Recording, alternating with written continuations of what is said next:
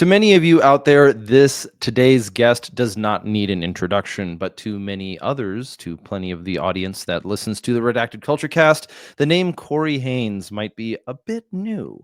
You may have you've been influenced by some of the work that he's done, and today he's decided to join the show. So Cory Haynes, filmmaker, you've worked with you've worked on projects like 10 of Swords and the most recent Stalker release, which I thought was an excellent film. It's nice seeing gun guys make gun movies that also involve things where you go, oh, he did the thing. So I thought that was neat. Even if it does involve some of the fantasy elements of a already existing universe. But outside of that, you've also had a hand in the even what I've seen larger scale MilSim environment, which thankfully we're talking about it in 2024, because if we were talking about it in 2014, it would have been a very different tone. Yeah. But could you introduce yourself for the audience in case they haven't seen your work?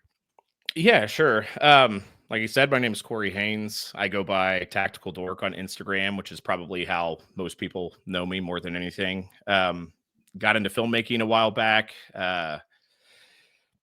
Did 8 years in the military, 4 active duty with a couple deployments, was an instructor in the reserve, then bounced around random jobs for a couple years and ended up in law enforcement. Been doing that for the past 13 years. But on the side, like my true passion, like you said, has been filmmaking and then doing the large scale MilSim events with companies like American MilSim and MilSim West. So started that, pretty much all that kicked off around 2012. And that's what I've been doing ever since.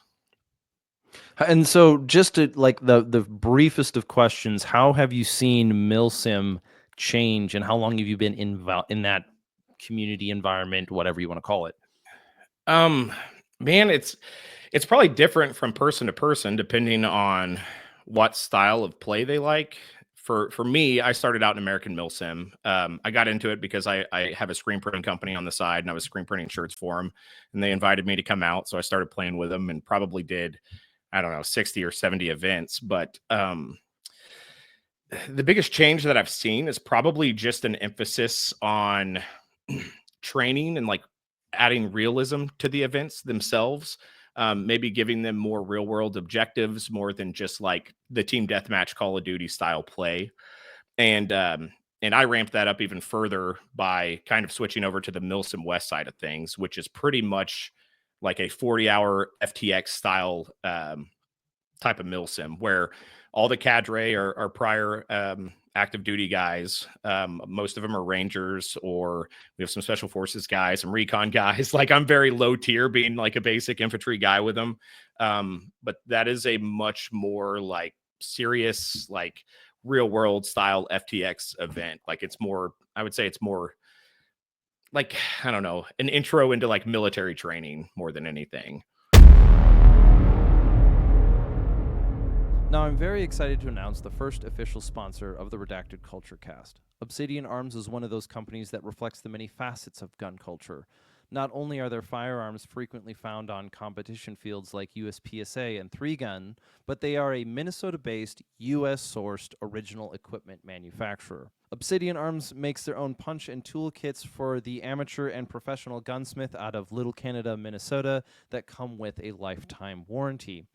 Whether it is fine parts that require a Swiss machine, or you're in the design phase and are looking for an American machine shop that is in tune with the needs of gun culture, go check out Obsidian Arms at obsidianarms.com.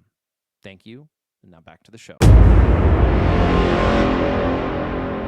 Interesting, because I just did an episode on sort of the differences between what you oftentimes see in civilian classes made available to individuals, which is oftentimes focused on the skill of the individual, drawing a pistol, hitting a target at range, being able to transition between targets, speed, accuracy, right? It seems to be a lot very focused on the individual, which makes sense because you're trying to draw from Gen Pop and you're trying to get multiple people in.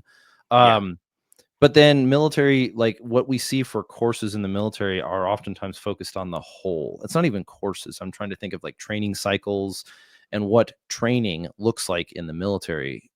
Those of us who've kind of been on both sides of the veil know that there is no like secret sauce to like, oh, the movies, he's a special operations trained individual. It's like, okay, so I can lift heavy things and not quit. Great, thanks. But this whole MilSim environment, like you're talking about with MilSim West, For those who don't know, what is an FTX? Yeah, it's a field training exercise. So it's, you do all these individual trainings, kind of like what you said, you'll go to a rifle range or you'll go to the grenade pit or you'll do whatever. You'll do all these things separately, the mortar pits or whatever. But then you have these field training exercises that are like a culmination of all these things that you've trained on. So normally they're done at the very least, company size FTXs, but normally battalion, I think, is how we did it, just in regular infantry, where everybody goes out there. You have your battalion commander, they're issuing out missions and all that stuff, and you get warnos and you do op orders and blah blah blah. So it's going out and doing these company level maneuvers, platoon level maneuvers, or squad even, just as a Yeah. practical exercise of what you've learned. I remember them being basically a mock mission from start to Yeah, finish, like setting up exactly. intel. This is what you're targeting. This is where our locations are. This is how this is going to be our infill pattern. Team leaders are starting to brief their guys on changing kit and altering what they need for their environment. And then so it literally is like start to finish a mission or an Yes. operation, but it's just done in a training environment. Cool. Well, then if that is the case, let's start with MilSim, especially like MilSim West. What parallels do you have if someone was like would see some of the videos that have come out of like MilSim West and they're like, wow, that's something really cool. I'd want to be able to do it. I have no idea how to get started. What would you recommend for someone who's getting into not just MilSim as like a hobby or an interest, but also as a training opportunity?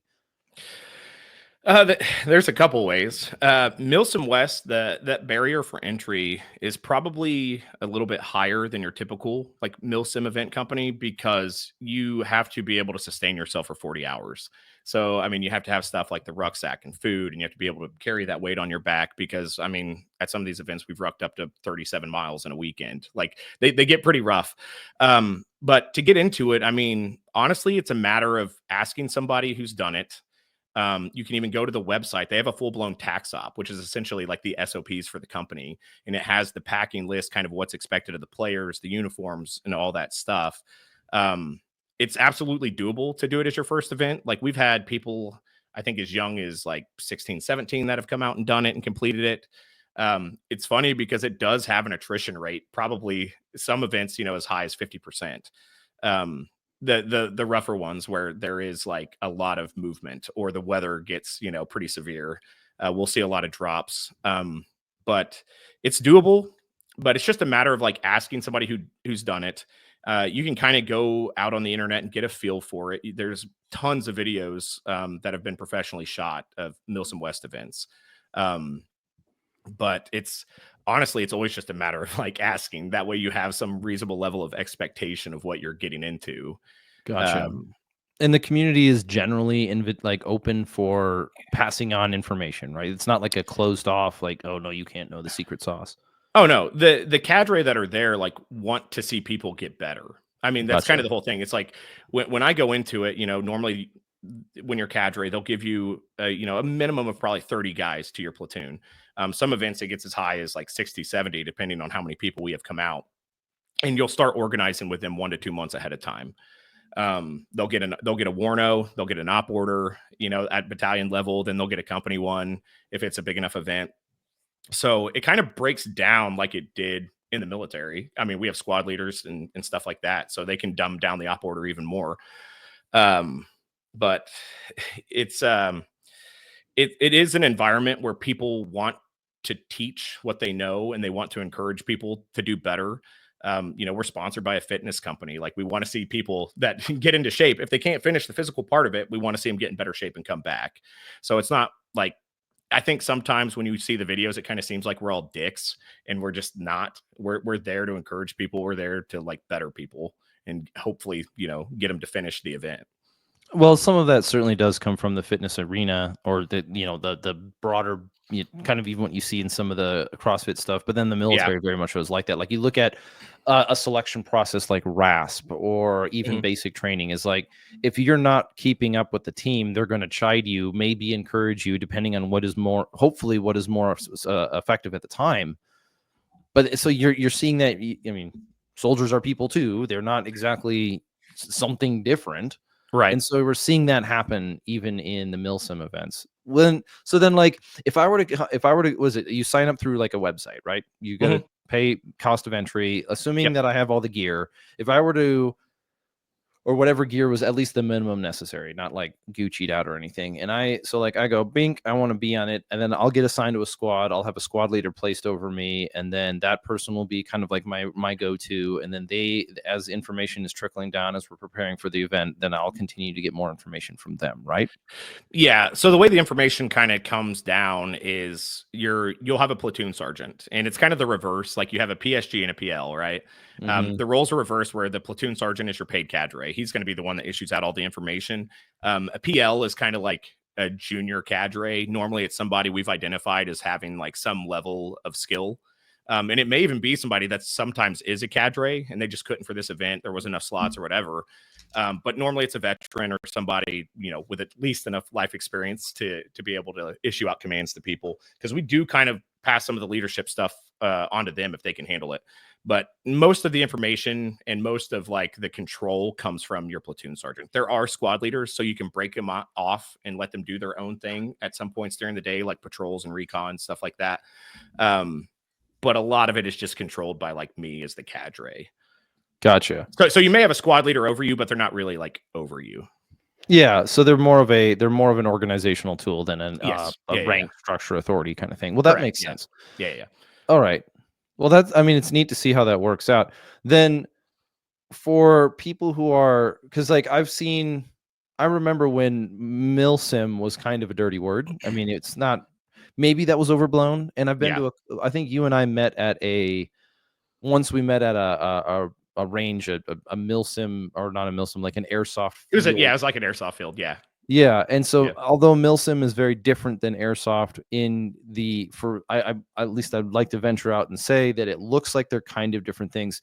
If from where I would have been at 2 years ago, they're very much so a massive overlapping circle. Uh, I don't know. We kind of separate ourselves as far as like Milsim and airsoft goes. I think they used to kind of be considered the same thing, but and not to like, I don't know, spread any beef or whatever, but Milsim West does consider itself to be the only Milsim. And everybody else that uses that title is just because it's the cool word and they're more airsoft event organizers. Okay. There's no real organization or structure to what they do. It's more of like a massive open game where they may put you in a platoon, but there's no comms, there's no control, there's no like authoritative figure. It's just go shoot each other and have fun. Oh, so it's like paintball. I mean, there's this Yeah, pretty There is, much. I mean, because if you look at paintball, like I grew up in the era when paintball was kind of the thing that you did with your youth group every once in a while, and some Yeah. people would get really into it and buy their own guns. And then I grew up in the countryside where somebody's got enough land where you got a couple acres or whatever of woods and trenches and whatever. Maybe they'll put up some barricades and stuff, and you just go shoot each other in the woods. That's about it. And you'd play the game of paintball. And then Yeah. there's also like speedball, which was like the super professional blow up tents, 200, 200 rounds in 30 seconds is pretty normal. And you're just, Yeah. you know, And what's funny is like even in airsoft, you have speed QB, which is kind of like a third category, which is speedball. It's speedball, but with airsoft guns. And normally it's inside an arena. So it's like inside, not even outdoors. So you have speed QB, airsoft, and MilSim are kind of like the three big ones. I don't think there's actually anything else that exists, but that pretty okay. much covers all of it. So I once went to like what I'm assuming that there was a speed QB arena. We only did it once, me and a buddy in Ranger Battalion, and we went shot airsoft at the mall. We were inside. They had this whole like section of the mall that was a store, like it was like a Yeah. Macy's had closed or something, Yeah. and Yeah. they had like the arena, and you could rent a gun and then just play Yeah. paintball. But Yeah, there's and that places like that all over the US where normally it just so happens to be like a mall every single time, that they've got a store or two, or sometimes they even have the whole mall that they've turned into an airsoft field. is very much so like laser tag, but with Yeah. BBs instead of Yeah. lasers. Yeah. All right. So MilSim itself, the MilSim West organization refers to itself as the only MilSim because they're legitimately doing not something that it's not MilSim because you're wearing camo and you have to have, certain type, you can't have weird blunderbusses or whatever. And it's more focused on the operation as a whole as opposed to like individual game. Yeah, I mean, it's far more strict, and that's not to be like, oh, we're pretty much the military, but it's like we're far more strict in uniformity. So if you're playing on the NATO faction, you have to wear NATO camos, and if you don't have more than like 9 people on your team that you bring, like you have to wear multicam. Essentially, you can wear like tan and multicam, I think is about it. And you have to have like NATO gear, and you have to have a NATO style rifle, so mostly AR platforms. You can have some weird, AUG or whatever the Australians carry, but on the Rust 4 side, of course, you have to have Russian camo, or you could be militia, which kind of lets you get away with a little bit looser rules. But you have to have Russian camo, AK-47. They limit the number of attachments if you're militia, because you're supposed to be like a poor Russian guy. So you limit the attachments on their gun. You get one, and then the Rust 4, like if you have the actual uniform and all that stuff, then you pretty much have unlimited attachments. So it's strict, and we do enforce like the uniform that at check-in. We do a full-blown layout of your ruck. You have to have red line items, which is pretty much stuff you need to have to survive, because we don't want you to die in the game if the weather goes south. Like a poncho for the rain, or like Poncho, wet weather gear, cold weather gear, extra socks, food to sustain your stealth for 40 hours. Watch, pen, paper, like just stuff like that. You've done layouts, so I've done layouts, but I still think it's I've done layouts before, but I think it's actually valuable to kind of bring up what we're looking at here, because not to jump the horse a little bit on this one, or jump the fence, or the shark, whatever the term is today. There's whether you take like the prepping side, or you take the gun culture side, or you take the what would you do, the bug out bag thing. It's we see a lot of it's not I'm not trying to be derogatory about this. So what I'm saying is, you see a lot of conversations about what should be done or what could be done, and very few opportunities to actually do it. yeah, Because I mean, unless you're going to say, okay, on Saturday we're going to do a practical exercise of our bug out location. We're going to start at noon, and then we're going to go through all of our comms list, and we're going to, like, I need to contact my wife. We're going to assume that she's at the house, and how do I get to my house, and how do I do that without using a vehicle, or blah blah blah blah blah. And then yeah, how do we get out of town to get to our designated location, whatever your drill is. Another example that I would think in kind of American curiosity, as we've seen expand, is like, how do you build a pattern of life on somebody without just immediately look like you're stalking them?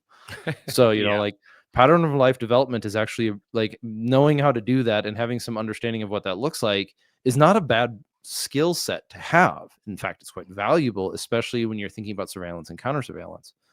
But how do you do it without being, a creeper in a white van with your binos, watching somebody, go to and from work? It's like, yeah, well, they have to yeah. be a willing party. Yeah, to that point, I mean, so one of my pet peeves is always, and this isn't to speak ill of anybody, but a lot of what we glorify on YouTube is people shooting at a static range, not even showing their targets off camera. And it's just, how fast can I draw and shoot? Oh, look, I got it in under a second. And it's like, cool, maybe you freeze up in a firefight. Maybe what you train becomes a mechanical response and you react. But I don't think, like you said, like people have opportunities like this, like MilSim West, to actually go out and test themselves a little bit further. So you have these skills with, like, the ergonomics of your weapon. You can do reloads. You can do all this stuff fast. Can you do it against somebody else? Can you do it against somebody who's trained? Can you do it after road marching 20 miles? And that's something that, like, people don't think about. It's like, cool, I can train on actions on the objective, but I also have to get there. Yeah, And so yeah, it's kind of, and again, like, and MilSim West isn't the answer for everything. You still do need to go to the range and practice your fundamentals. You still need to have your go bag. You still need to do all these things, but a lot of them, like, they stop at certain areas and they get fixated on it. And they never yes. get that complete warrior mindset, that everybody wants to talk about, but they think because they shoot fast, like, yeah, you have the warrior mindset. But you have this opportunity to go out and test yourself. And that's what I like about it. Cause, man, there's been some events that even beat the crap out of me, and I've done Yeah. it 13 times now. So the approach that I look at it with a lot of gun culture, especially in that kind of like flat range versus this versus that. Even, and I'll use gear as an example. And let me know what you think about this. Is that, like, when I see people buying gear and not necessarily training something like fitness, or not necessarily training something like small unit tactics, or how to Yeah. move in the, how to move in a modified wedge, and how to communicate and do radio comms and all this other kind of stuff. When they get fixated on having the perfect plate carrier, is oftentimes that's the only thing that they know how to do. Yeah. It's not to be derogatory. It's that they're looking for some semblance of progress. And since there's no roadmap, this isn't the army. This Yeah. isn't the military. You don't have, well, okay, I need to get this amount of information. I need to be able to pass this selection course because my next thing is airborne school. My next thing is ranger selection. Those have, whether their standards are as hard as or as legitimate as they claim to be is up for another question, but you have something to prepare for. You know that you're going to have to take a PT test, and you know that PT test is going to be scored a certain way. So you go practice that thing. For the Right. average citizen, you don't have that. You have Yeah. an infinite an infinite horizon of directions you could go. And when you express curiosity, oftentimes you get slammed with, well, you're not doing whatever you're doing. It's not enough. Oh, you got great gear. How's your fitness? Oh, you've got great gear and fitness. But can you use that rifle? Oh, you've got great gear. You're in shape and you can use that rifle. Well, have you been focusing on mindset? And you could take that. There's Yeah. always one more thing. As far as you could go, it's like, until, hey, do you have $1 billion business where you can skydive out of an airplane into a Yeah. foreign country with the Right. legal sanction in the United States to go hunt down and destroy your enemies? Yeah. No, you don't. Yeah. So what's the end goal? Well, you know what? I'll just buy a new pouch and I'll fix my plate carrier because it was rubbing a little bit the last time I was Yeah. using it. Okay, that's still progress, man. Don't get on. You don't got to drag on it. Yeah. Yeah. No, exactly. And I mean, and again, I'm not bagging on anybody in particular, but it's just like I don't know, man. Like we have these opportunities to do these things, and a lot of people do get fixated on just the pouch or just the piece of gear. And there's a lot more to it. To Hmm. if you want to create a true warrior mindset, that there is things that you can do to really test yourself. Hmm. Um, I've never really felt tested, at the range. I've felt tested when it's 14 degrees outside and I've rucked 10 miles, and it's like, not only am I cold, but now I'm cold and I'm breathing heavy and I'm dropping my internal temperature too. Like, Hmm. there's no end game. Honestly, you're right. There is no end game. And that's like my motto is always kind of just always be a student. So you should Yep. always be learning something new. You should always be doing something new. That's kind of how I landed on the film thing, just chasing art, because there's no end game to that either. But MilSim West is it's this great tool for me to just constantly kind of put all these things that I train on into practice and prove to myself, like, okay, I know at the very least I can maneuver. I can maneuver a group of men. My physical fitness is at a certain level, and sometimes I find out that it's not. Yep. Maybe I've been bulking, and I go out there and I ruck 10 miles, and I'm like, oh my gosh, this like 16-year-old just outrucked me. So Yeah. I got some stuff to work on when I get home. It's very Yeah. humbling, man. MilSim West is surprisingly humble. It's surprisingly humbling from time to time. Like this But last event, go I think I ahead. slept. I think I slept an hour and a half over 40 hours because it was just constant. It was CQB. I mean, on a small field. So it just with 1,000 people. So you're just constantly battling it out. There's a hospital, a school, like a quad set of apartments that we were trying to take. It was really cool. But How do you find the how do you guys find the locations for I've got two really big questions, and one of them is, how do you find yeah. locations for this stuff? So a lot of them are either privately owned training facilities or government owned training facilities that will give us access. Okay. The last one was Muscatatuck, Indiana. It's like a National Guard owned it's an urban search and rescue site is what it is. The Guardian Center in Georgia is very similar, where they have like this whole neighborhood you can flood if you want to go do like flood rescue stuff. They have collapsed structures. You can go out there and dig trenches and do cribbing and shoring and all that stuff that you would do in urban search and rescue. But you can also go out there and train on how to take down a school for an active shooter and stuff like that. So it's a one-stop shop for government training is what it is. Okay. And so, Yeah. because of a lot of your guys are veterans, and you're kind of pulling their connections and who they know and what, Oh yeah. there is an actual process to securing the field. Like, you might have to reserve it a year out, but Yes, and that's like our owner Josh Warren and his partner Brian. That's what they do. They're totally in charge of getting like the location set up and the contracts and all that, and then the cadre come in and essentially help them run the game. nice. So the second question is going to be one I think might take a little bit longer. Okay. You've been in the military, and you Yes. know what it's like when you've got to play Op 4. You've got to be the bad guy, and Yeah. so you put on a we were in Global War on Terror time. I mean, like I was, because that you were in early Oh, GWAT time. yeah. I'll date myself. I was in for OIF 1. So Okay. yeah, So still early GWAT time. Like yeah. we had Chris Sizlove on recently. He was in, I think, before even, Oh well, yeah. maybe. I think he said he was in basic training when the Twin Towers fell or something like that. I can't remember. Yeah. But it's just, so my point with that is, you know what it's like to be in the military where you've got to play Op 4. You know, the Mhm. other companies doing the training exercise, they need someone to do Op 4. And you might be using sim munition, probably not. You might be trying to use that miles gear, maybe. And when you're Op 4, your heart very rarely is in it. Like, you're not really trying to outmaneuver your boys. You're like, oh, I'm going to be an LPOP. And then you just stand out there and you say the words, then you shoot the fake gun, and then you get shot, and then you're dead. Right. You know what I'm talking about? Yeah. Yeah. Yeah. So, so like one of the things that the military, I think it was DJ of GBRS Group who was saying, like, when you're training, you have to treat it like it's real. You can't treat it like it's a paintball game. Yeah. Case in point being people exchanging rounds in a doorway using the door as cover. It's not. It's only concealment. Right. So, um, so I think a lot of the military guys, like even myself included, I've done the Op 4 thing, and I'm not like trying to do a base of fire flank on my own dudes. I'm like, oh, I'm a Haji in a building. I'm a bad guy in a house. I'm a, whatever. Yeah. Maybe I'm a suicide bomber today or whatever you're supposed to do. And like you go down so fast and then it's over. Okay. So what is it like doing force on force training against another team that's also trying to win? Because when you're Op 4 in the military, you're not trying to win. You're just trying to get the Yeah. least amount of, sim rounds in your body. Yeah, I mean, it's insanely violent. Everybody wants to win. Everybody wants to push. Everybody wants to go harder than the other team. So when they're sleeping, we want to stay up longer so we can go raid their fob. And it's just you literally have to pull security all night, especially in as small as an AO as we had last time. It was literally gunfire because there are blank fire weapons out there too. For 40 hours straight. So I mean, you're not sleeping because you're worried about the second you close your eyes, somebody's going to come and kick the door in. So you got to get your fire guard out. You got to get people out on LPOPs and stuff like that. But it's insanely brutal. I mean, like to take that hospital, you might throw 2 platoons into it, to try and take it. Because at some point it does kind of break down to airsoft, right? We don't have snipers that can hit targets from a mile away.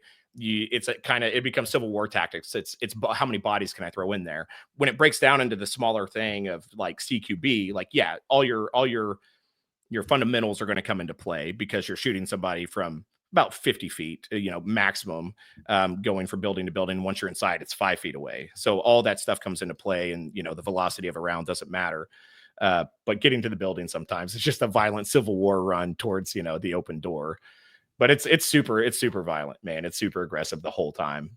So are there things that you've learned just doing the MilSim events that you would have, if you could go back to your time in the military or in similar professional environments, saying, you know what, I learned this here. It might not be a 1-for-1 because we're not using real ammunition. We all know we're not going to die at the end of the day, but this is something that I took away from here, that no, you can't do it this way. You can't, when you're under a near peer, for contemporary terms, threat, Yeah.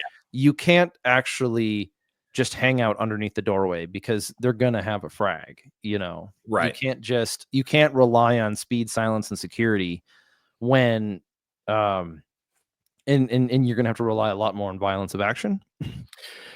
Yeah, I mean it is. It's pretty much just that. If there is one thing, it's that. Yeah, you can't be afraid to go through the door because everybody there knows they're not going to die. So Mhm. everybody's going to shoot you. You're just going to get lit up, head to toe every single time. You just have to be faster, and you have to be more violent. That's literally the only thing that'll keep your team in the game, and you have to kind of push that onto your guys as well.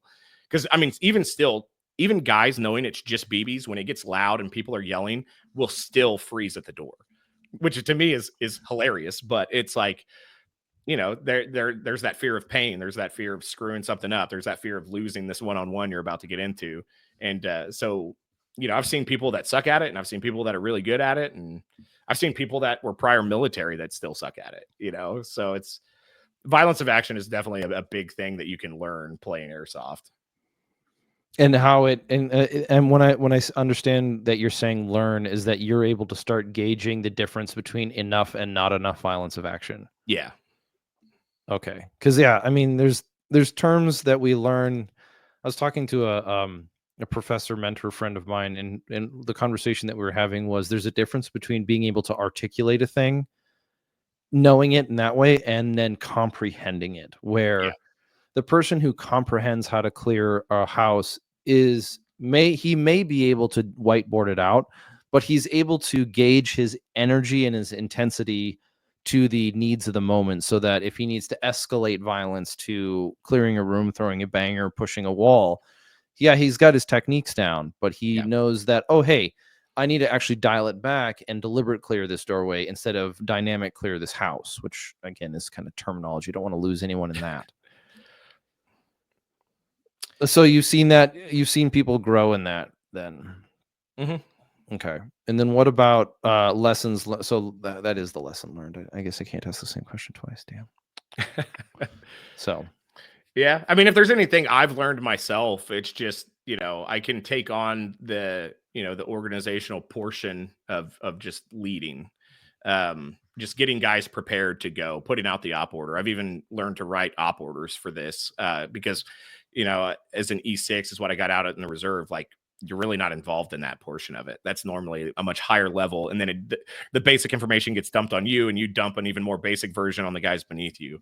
So, well, one of the guys who actually, ran this last one, he's a captain in the army, or he was a captain in the army.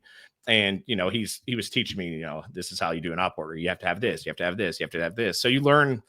I mean, I think if you go in there, with an open mind, you'll learn something just about every time. You'll learn to do something better, or you'll learn what your deficiencies are that you can improve on, whether it's physical, mental, or whatever. you're talking about op order, like a good 5-paragraph op order, situation, mission, Oh, full blown PowerPoint, dude. full Yeah. blown Oh, PowerPoint. yeah, yeah, yeah. Oh, yes. Dude, it was battalion level, and then I had to do the company level one. We had a B code and A code, and I was B code for Rust 4. And so, I mean, you had to break it down, dude. Like, all the objectives, it was pretty intense for me because I'm kind of an idiot. So what would be if somebody who has been playing airsoft on the airsoft field, right? The your kind of paintball-esque arenas. And then they're going to start moving toward they want to venture into a larger scale event, whether it is MilSim West or something kind of like that. Mhm. What would you recommend they get started with? Like, what's the path? So, for it kind of depends on the person again, but it's like to go from an airsoft field, if that's what you enjoy and you want a bigger version of that. I mean, there's tons. There's, American MilSim is the biggest one name in the game, run by a buddy of mine named Bo. He puts on a great event. It just feels a little bit more open and less controlled. And that's not to say it's chaos, but it's just different. And then you have on the West Coast, you have like Lion Claws, there's Mere Tactical, you have Third Coast, which I think is more East Coast. I could be wrong about that. And then there's a bunch of tiny little companies like you guys have Full Send, I think, locally. I met that guy a couple times. But you can get into local bigger events, and then you can get into what we call national level events, which is like your AMS, Lion Claws, Mere, and Third Coast, where you'll show up and you'll be playing with anywhere between 250 and 1,000 people. That's Yeah. not a small game. That is not a No, small game. no, no, Okay. no. It's insane. So how do you guys like the nice thing about match style games, like we're Mhm. going to go back to a paintball thing, is okay, you're playing a game of, I don't know, capture the flag, right? It's a the details of victory are pretty straightforward. You got to get to the other guy's side of you got to get to the other side, you got to get to their flag, you need to get it, and you need to secure it, and you need to return it to your side. Okay. It's just not like, kids playing capture the flag, because there isn't a middle ground. It's just Yeah. the map and the flags. Yeah. But if you get hit, you get eliminated, you're out of the game until the next one starts. And so, yeah, it's really unfortunate if you only get to play let's say 5 rounds in a day, and in one of them, if you stand up at the wrong time and get, whack, I'm out. Yeah. That sucks. Now, I'm assuming that you don't do this in MilSim, because like No. no. How does There's that? there there's medic rules, and they vary from organization to organization. AMS, they'll make you bring a certain length of like ace bandage. and you have to wrap it around and then tie it off. Okay, and that works like your tourniquet. MilSim West actually has a company that provides a fake tourniquet that's not like a cat tourniquet that you twist, but you just pull it through a loop and then it velcros back around. There's more extensive rules to it, but that's kind of the main premise. If you get hit again, they force you to drink a bottle of water, which serves two purposes. One, it gets you back in the game, but it also slows you down and makes you hydrate, which, keeps us from having heat cats. Good. I don't know what other people are doing, but normally it's one of those two. It's something you have to like wrap around your arm, or MilSim West has tourniquets, or you have to drink a bottle of water or something like that. And you have like actually a medic as a role. So you can do buddy aid once, and then a medic will bring you the water and get you back in the game. Gotcha. And then usually they pull you out like, okay, you're doing a we're at the hospital siege, right? Mm. Like if you get shot in the doorway, you don't just sit down, tie up your arm, stand up, and then start shooting again. You have to like leave that area. Generally So, speaking, in so these for more for buddy aid, no, you can do that like in a contested area. A medic can't come in and feed you water in a contested area. It's just not realistic that way. If you can pull a buddy around a corner and I'm not saying like there's obviously if there's people in the room, you're gonna get smoked. But say you fought him down the hallway and you have him pinned, like yeah, you can start getting your guy back up. okay, Or so yeah. because So I'm just thinking about like not necessarily the sport of it, but the mechanism of it. As in, yeah. it's not you don't need to worry about playing the game and just spending a bunch of money traveling and doing all this, and then getting hit by a 11-year-old sniper as a joke. Mhm. And then you're like, okay, you're going to go sit out for an hour. It's like, no, no, no. There's a method to it, but we've also integrated it so that there's still a balance between playing a game of MilSim and the activity of learning how to do the stuff. That's a horrible way of saying it. No, but it's English has failed me. Time to oh, change dude, language. Du sprichst Deutsch. I'm not good at words myself, dude. I get it. But no, there's definitely rules. Like we try to base it as much as in realism as we can, but obviously there has to be some suspension of disbelief here and there because Yes, we're yes, not yes. shooting each other. So Mhm. um yeah, no, I mean there's medic rules that keep the game flowing. And like the AMS games, they go I think you play normally about 8 hours. Sometimes they have night games, sometimes they don't. And then you'll take a break for the night. People go out, party, do whatever. And then they come back for Sunday and play another 4 to 5 hours. Gotcha. MilSim West, you start Friday night. You start Friday around 2. We start doing layouts and checking people in. That wraps up around 8 o'clock at night because it just takes forever. And then around 8 to 10 o'clock, we'll step off. Normally, there's a short ruck. Sometimes the CQB facilities don't facilitate that, but we also do a lot of just open land where we'll go out and you'll ruck into your FOB, you'll set it up, and then you'll start doing operations for the night. Sometimes you get ambushed on the way, sometimes you don't. So there's always some kind of like you got to be you got to keep your eyes open because you never know. Because sometimes they'll pre-deploy one side over the other. They'll get an hour head start so they can put out hasty ambushes for you. Gotcha. But and then it doesn't end until normally between 9 and 12 on Sunday morning. And there's an actual supply chain that controls like the pace of the game too. So Okay. they supply all the BBs. You don't have to bring your own. They supply all the water. And when you run out for the night, it's like, cool, you're waiting on a resupply now. So now what are you going to do? So you have to like manage your people, how much they're shooting. You have to get your ace reports or lace or whatever. And you have to keep track of that also. Because if you mismanage it and your guys all go black on ammo, like good luck. You're just going to be running with your ruck on for the rest of the night. Yeah, you're not going to be an effective member of the team. No, not at all. So then, how does the people who are how many the people you've been you said you've been at 13 of these. I'm assuming there's some repeat offenders like yourself, people who don't just do it once, they do it multiple times. Yeah. How often do you see like some people that approach it as an event to go have a good time, and then some people approach it as a deliberate training event? Um, Like I would I'm going to replace training a good time as like a proving ground. Like I want to go do I something. think it's more I would say more of like a proving ground for some people. Like there are people that are interested in joining the military and they want to come out and get a taste of that. Like we actually have a deal working with one of our guys who's cadre from 19th Special Forces Group, and like they are sending out possible candidates to us to put them through these events and kind of like see if they are a decent candidate, if they fit kind of the bill. Um and they're paying them to do it, I think, but because they've done it with other third-party companies and it just hasn't worked out. And I'm not talking about like they're already 18 X-rays or whatever, but it's like this kid is interested, so hey, we'll go do this and see if you're about it. And then this guy can go back because he works in recruiting, and he's like, yeah, no, this kid, nah. Or they're like, yeah, like this kid is good. Yeah. We have.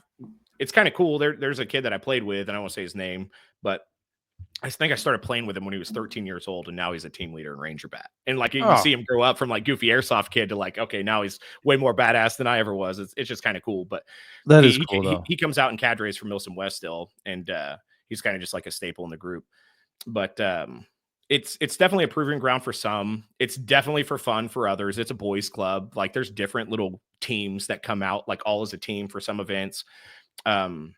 But it's a healthy mix of both. I don't think there's really anybody coming out there, and we've heard it before where it's like, oh, like this is like these are militia guys, and it's like, no, they're not. They're not. No. Like I mean, those guys would get run off so fast and just get made fun of. Like, no, like it's not about that. the guys who it's kind of like the guys who take like the glowies or the guys who take it too seriously, like we're going to use this to actually train like blah, blah, blah. Yeah, okay, that makes Yeah. sense. Yeah. Yeah, we've all encountered those people. I don't well maybe we have maybe we all haven't, but it's always interesting when it's kind of like those guys, how do I say it? There's a certain type of person who's like kind of doing this crop dusting of like almost like anti-Semitism, and it's just like, dude, that's not fun. Like, stop saying it. And Yeah. the glowies always do that too. You're like, yeah, we're serious, but like you're not part of the group. Like I don't know you. If I'm gonna go actual train real world stuff and like actually prepare from some sort of thing, like I'm not gonna call you. I just met you, dude. Yeah. Well, the Yeah. owner's Jewish, and we have we have Jewish cadres, so yeah, that wouldn't fly. That wouldn't go very far. Oh, I was using Yeah. that as a reference. As like I don't know how to. I'm using it as like you've meet people who are like, but they keep making the same joke with the wink wink and the face, and Yeah. you're like, No, yeah, buddy, I know what you're saying, and you know I don't agree with you. yeah, yeah. And it's also not like you're trying to present it as if you're intelligent, and you're not. Yeah. Stop. Yeah. Just stop. And before I came on board as cadre, I think they had like one or two special kids that just had to be like ousted. They Yeah. cause Okay. problems, and there's vetting that goes on, not necessarily on the players. I mean, you'll figure it out once they're there, but like with like the cadre, at least like normally you'll come out for an event and they'll kind of just assess how you did, and then they'll bring you out for another one. And then if you're good at it, then you get to be on like the travel team, which is kind of what I do now. Which I mean, I've done games from Washington to Barcelona. So Wow. yeah, International. dude, the Barcelona one, it was wild. Like it felt like a legit, like cool thing to go do because I don't speak Spanish. And what's also cool is like they have Spanish speakers, Germans, Italians, Portuguese, like everything's out there, healthy mix. And so mine was half Italian, half Spanish. And fortunately, I found an interpreter for both. And it was just kind of cool working with interpreters and learning what little Spanish I could, to tell my guys to, contact front, back, left, This right. And So now that you're explaining it this way, like I can completely see somebody like 19th group being like, okay, we're gonna plug you. You're gonna go to this event. If yeah, you don't quit the ruck march in 30 minutes, then we'll maybe see if that makes sense, right? yeah, If you yeah. if you quit the ruck march at a MilSim event, maybe Green Berets is not for you. Yeah, exactly. And I mean, I don't know if you had to do it, but whenever I was in the delayed entry program, we had to go out to like land nav courses and stuff, and they just kind of you could earn like extra points towards getting like your E3 or whatever. No, I After mean they there was one, but I was a Boy okay, Scout, so I was already like oh, you're good to I go. basically like checked all those boxes. Yeah. So they're like, oh yeah, I did my Eagle Scout program. Yeah, sure. Is it Okay, is it cool. cringy now? But at that Yeah. time, it really worked out. It was global war on terror time. Yeah. Well, I see it as kind of being like a more severe version of that. So, Okay, okay, okay, cool. Can you at the very least carry a gun and walk? Are you in plate shape? yeah, So yeah, it's not a bad way to assess high schoolers that may be interested, fair. That or makes a lot of I sense mean, too. shoot, adults, but Yeah. Well, I mean, you can, it takes all shapes and sizes and ages now. yeah, exactly. Yeah, yeah, yeah. We'll see how that goes. So Right. then was your shift okay, which one you were doing MilSim first and then you started filmmaking, or is it the other way around? MilSim first. Yeah. Okay. How did you get started with the filmmaking process then? Um, there was a guy who used to host like smaller events, and somehow he had come across like a production that was coming into town, and they just asked if people had gear and could show up. and it was out in Ponca City in Oklahoma, about an hour and a half from where I live. And so I was like, yeah, I have gear. Like, I've never been on a movie set before. It might be cool. And so we grab like a bucket of gear and we go out there, and there's like 4 or 5 of us. And the first day, this guy who was supposedly a Vietnam vet, which kind of set off a red flag because I didn't think he was really old enough to fit the bill, but you could be wrong. He's teaching this like rough course on how to carry a gun for the bad guys, because we're just bad guys in the background. And this film is like a 3D like VR film. It's one of the first ones they were trying to do. Never got released. It was called All Terrain, and I'll tell you the premise in a second. It's absolutely embarrassing, but I didn't know what I was getting into. And so we're watching this guy, and he's handing out guns that don't have any sights on it. Yep. And he's telling him, he's like, this is how you carry it. And he puts the buttstock underneath his armpit, and he's walking like this, like telling people, this is how you aim and this is how you shoot. And I'm like, no, that's not right. And so like we're on a lunch break, and like me and this guy that invited us out, like we go up to the director and we're like, hey man, none of our business. Like, we're just extras, but we're both like veterans. And this guy doesn't know what he's doing. Like, your movie's going to look ridiculous unless that's what you're going for, which, go for it. I was like, but that's not how you carry a gun. Your guns don't have sights on them. We have sights. We can put sights on them. And he's like, hey, are you guys available Saturday? And we're like, yeah. And then like calls the guy over and like fires him on the spot. if he was a veteran, like, sorry, bro, I didn't mean to. But yeah, but I mean, it's not a free pass to skate by. Yeah, so they called us back out Saturday, and we did like another shoot in Oklahoma City, like using the underground tunnels that are in Oklahoma City to finish out this goofy movie. Interesting. And yeah, and it was just awful. The experience wasn't bad because I got to see like the technical aspect of everything that's going on behind the camera, which is really where my passion lies. And not at the time, but now. And I was just watching people, and it was so disorganized and like chaotic, and like just like my brain was just like, this could be done better. I think, I don't know what this is, but it seems like it could be done better. So fast forward a couple years, we never got paid for that, by the way. They took our names and addresses and all our information, never paid us. And the movie never came out. It was about a all-female group of special forces that were trying to go and recover like this chick's boyfriend. Like, I think that's like the whole premise of the stupid movie. and no wonder it didn't get released. That would have been like, yeah. And the lead actress was like some low tier MMA chick from California who I've never even heard of. Like, in no circuit have I heard. But yeah, that's the premise of that one. So fast forward, man, what was it? 2020. So I think that happened in 2017. And then in 2020, I get a phone call from a guy named Stephen Hancock, and he asked if I could come in like 2 or 3 days away. He's like, hey, I know it's like last second.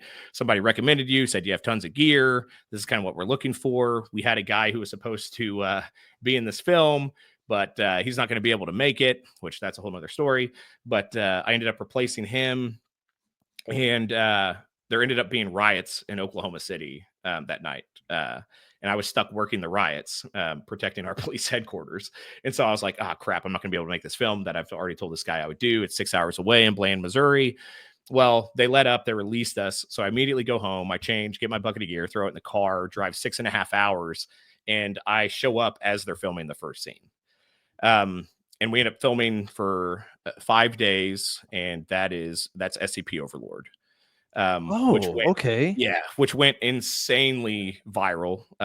22, almost 23 million views now, I think. Yeah. Just went absolutely nuts. SCP is a really cool thing.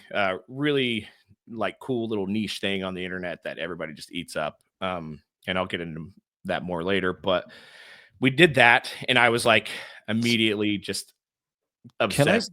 Can I stop you for a second? So you got brought into the SCP Overlord crew.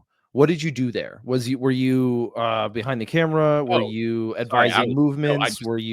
I acted. You were just okay. And I did take over the military advising on like the last day because the guy couldn't stay.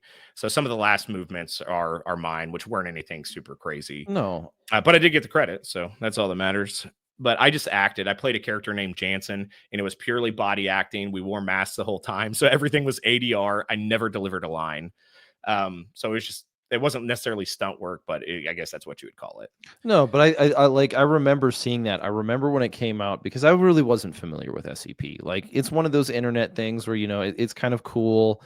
And it's what is it? It's like it's fantasy that presents itself as reality. Like we all know it's kind of, what is it, kayfabe? We all know it's not real, but Yeah. the fantasy of it is like, okay, instead of sitting down in front of a television and playing a video game, you're Yeah. kind of doing it real time with people. Yeah. That video you guys put out was fantastic. I thought the way that you cut imagery to have like kind of the cult icons and just the kind of discomfort of the house, I thought that was a pretty solid move. Yeah. So, Evan Muir, he's the one who wrote it. Evan Royalty is the channel that the movie released on, but he writes all these. Um, Pretty fantastic sci-fi horror writer as far as I'm concerned. Like building the worlds that he builds are pretty cool. And I think that's kind of what you're talking about when you talk about like that was just actually a really, really nice Airbnb that we filmed in. Like super fantastic. Like I would go back there, except now it's kind of creepy to me. But we made it, creepy in the way that Stephen Hancock, he's the director, but also the DP. The way he shot it was What's just DP awesome. stand for?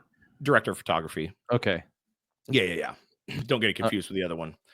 But it's like those two guys working together do a really, really, really good job of just building these environments for these characters to exist in. But that one was pretty simple. I mean, we did it in 5 days. Budget was only 28,000, and they got 22 million views out of it. Like that's insane.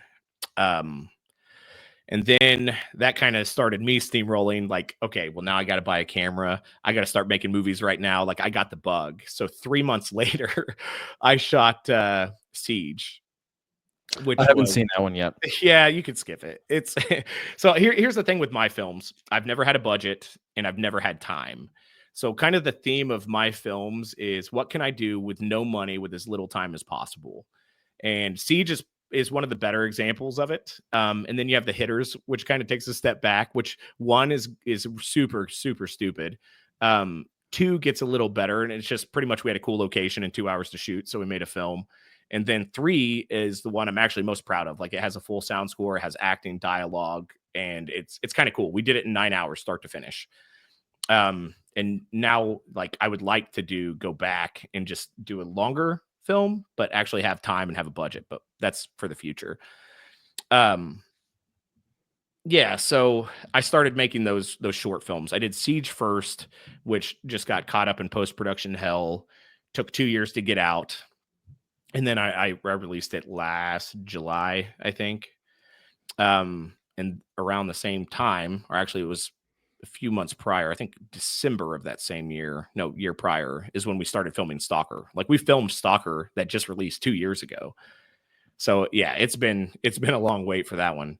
And that one we did with about $350,000 because we had a really successful Kickstarter.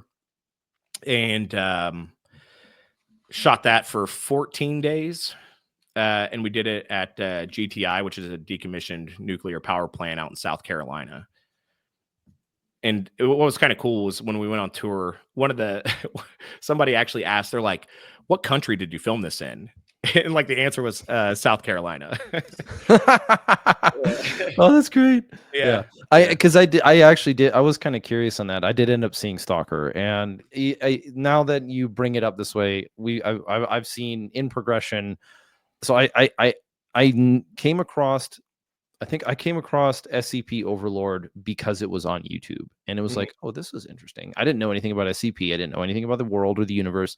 I just saw like the cover and a little bit of the autoplay, and it was like, oh, this is interesting. They're making a film. It's a budget film, right? It's a well, not even a budget. It's an indie project that doesn't look like an indie project. Is probably what I'm going to say. Yeah, which is like kind of our thing now.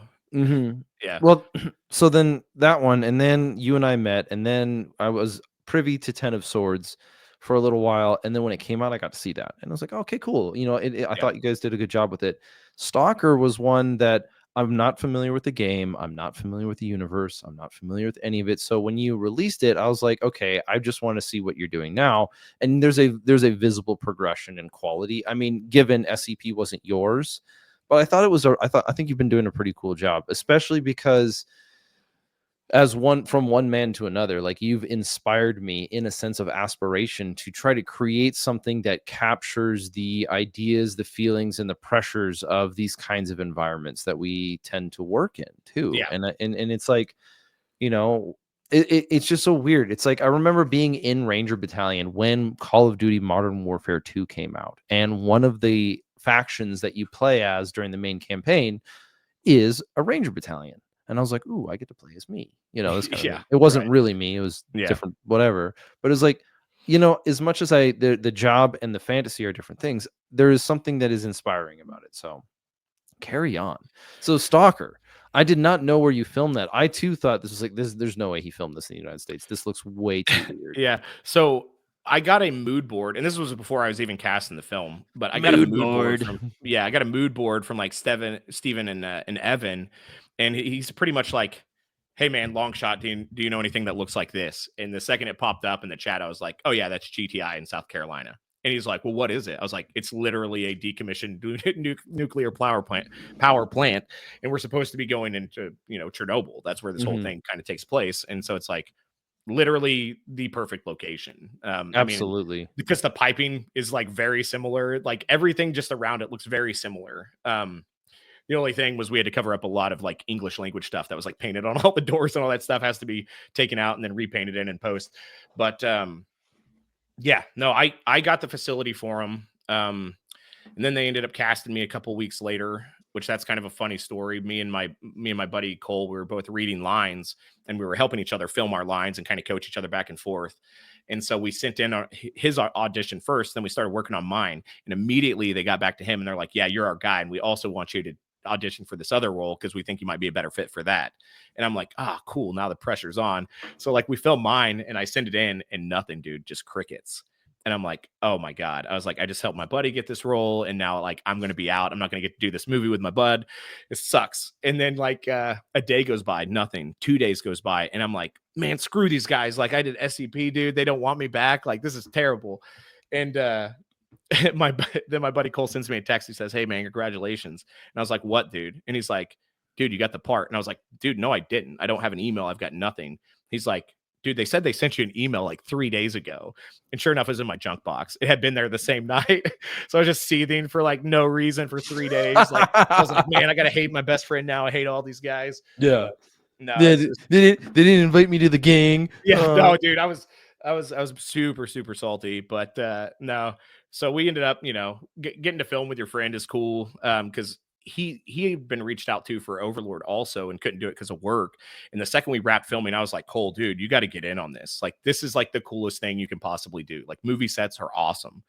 And he's like, "Yeah, man, sucks." And it took 2 years to do it, but we did finally get to work together. And we've got a lot of things like in the pipeline now that we're going to get to do, which is kind of cool.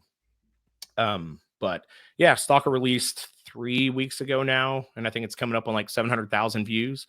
So it's a little bit of a slow crawl, but it's a much longer movie, and that's to be expected. But you also released it on a different platform because I ended up getting the poster. I'll admit Oh, okay. I Yeah, was in yeah. that club. You also released it early on a different platform where people could pick up a poster and then get to watch the video. Yes. Yeah. Mhm. That's like, I don't know. That's totally outside of my wheelhouse. That's on the production side of things. But yeah, they Okay. did that. We did a movie tour, which was really cool. With Isaiah, who goes by, Isaiah Nichols, who goes by Wendigoon on YouTube. He does a bunch of deep dive stuff. Really cool guy. But we went on tour with him where we premiered in 4 different cities. We sold them all out.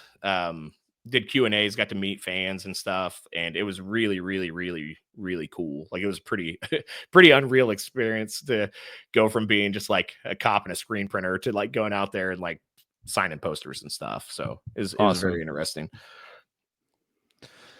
But yeah, I mean, so now you have more projects on on the horizon. You're not done. It's not like, oh, Oh we no. made our one film, we're over. And what are some things that you've learned about okay, so you're this is going to be horrible cultural terms, but you're a gun guy and a Oh film god. guy too. You know what I mean? You're Yeah. like, ugh. The amount of times I've heard people say, "Oh, I want to blah, but I'm not a gun nut." It's like, what does that mean? You own more than one 1911? I don't know anymore. Who Yeah. cares? But I my I point get is go ahead.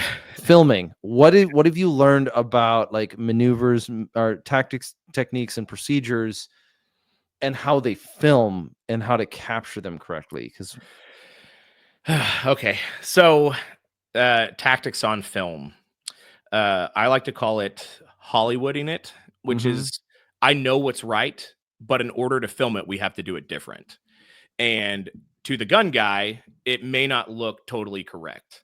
Something that was mentioned a lot on Stalker is whenever we initiate, like we essentially do like an IED initiated ambush on these guys when they're coming to attack us. And then, I pull up with a machine gun and I start engaging, but it's at a very, very, very obviously close range, like 25 yards. Yes, real world, am I going to engage them further out? Yes. Will the camera lens pick them up at 250 yards? No. So that's going to make for a horrible shot. Now, if it was a first person, helmet cam in Afghanistan, like, yeah, that looks cool. That looks rad. You never see what they're shooting at, right? They're always just shooting into the brush, but that doesn't look good for a movie. So we have to fit everything in the frame. We have to move all the bad guys forward. We have to get them in the shot. And so, like, that's Hollywooding it. Sometimes like CQB doesn't look exactly right because you have to get a cameraman in the stack. So things may be a little bit more spread out. What guy might be 1 or 2 steps behind. You could just nitpick it to death. I could nitpick my own films to death. I know for a fact they're wrong because I'm the one who filmed them, but it looks better on camera and it looks better to your average viewer. Now, if we filmed it the exact way that everybody wants it to be filmed, all the cool instructors that teach CQB every weekend for a living, it would look like a CQB training film. And to me, that's boring. I just, you do you, and I'm glad you make money doing it. That's not what I'm trying to film. I'm trying to film narrative content, and it's just it's a very different space. that makes that makes a lot of sense. Like, even if we're gonna go to like a John Wick movie, right? The original John Wick movie, the house scene where like initially becomes, you see the John Wick character come out. Like, Right. up until that point, he's been kind of a a dad or a husband, a grieving husband. He's got a dog, and of course they're building the plot. And then Yeah.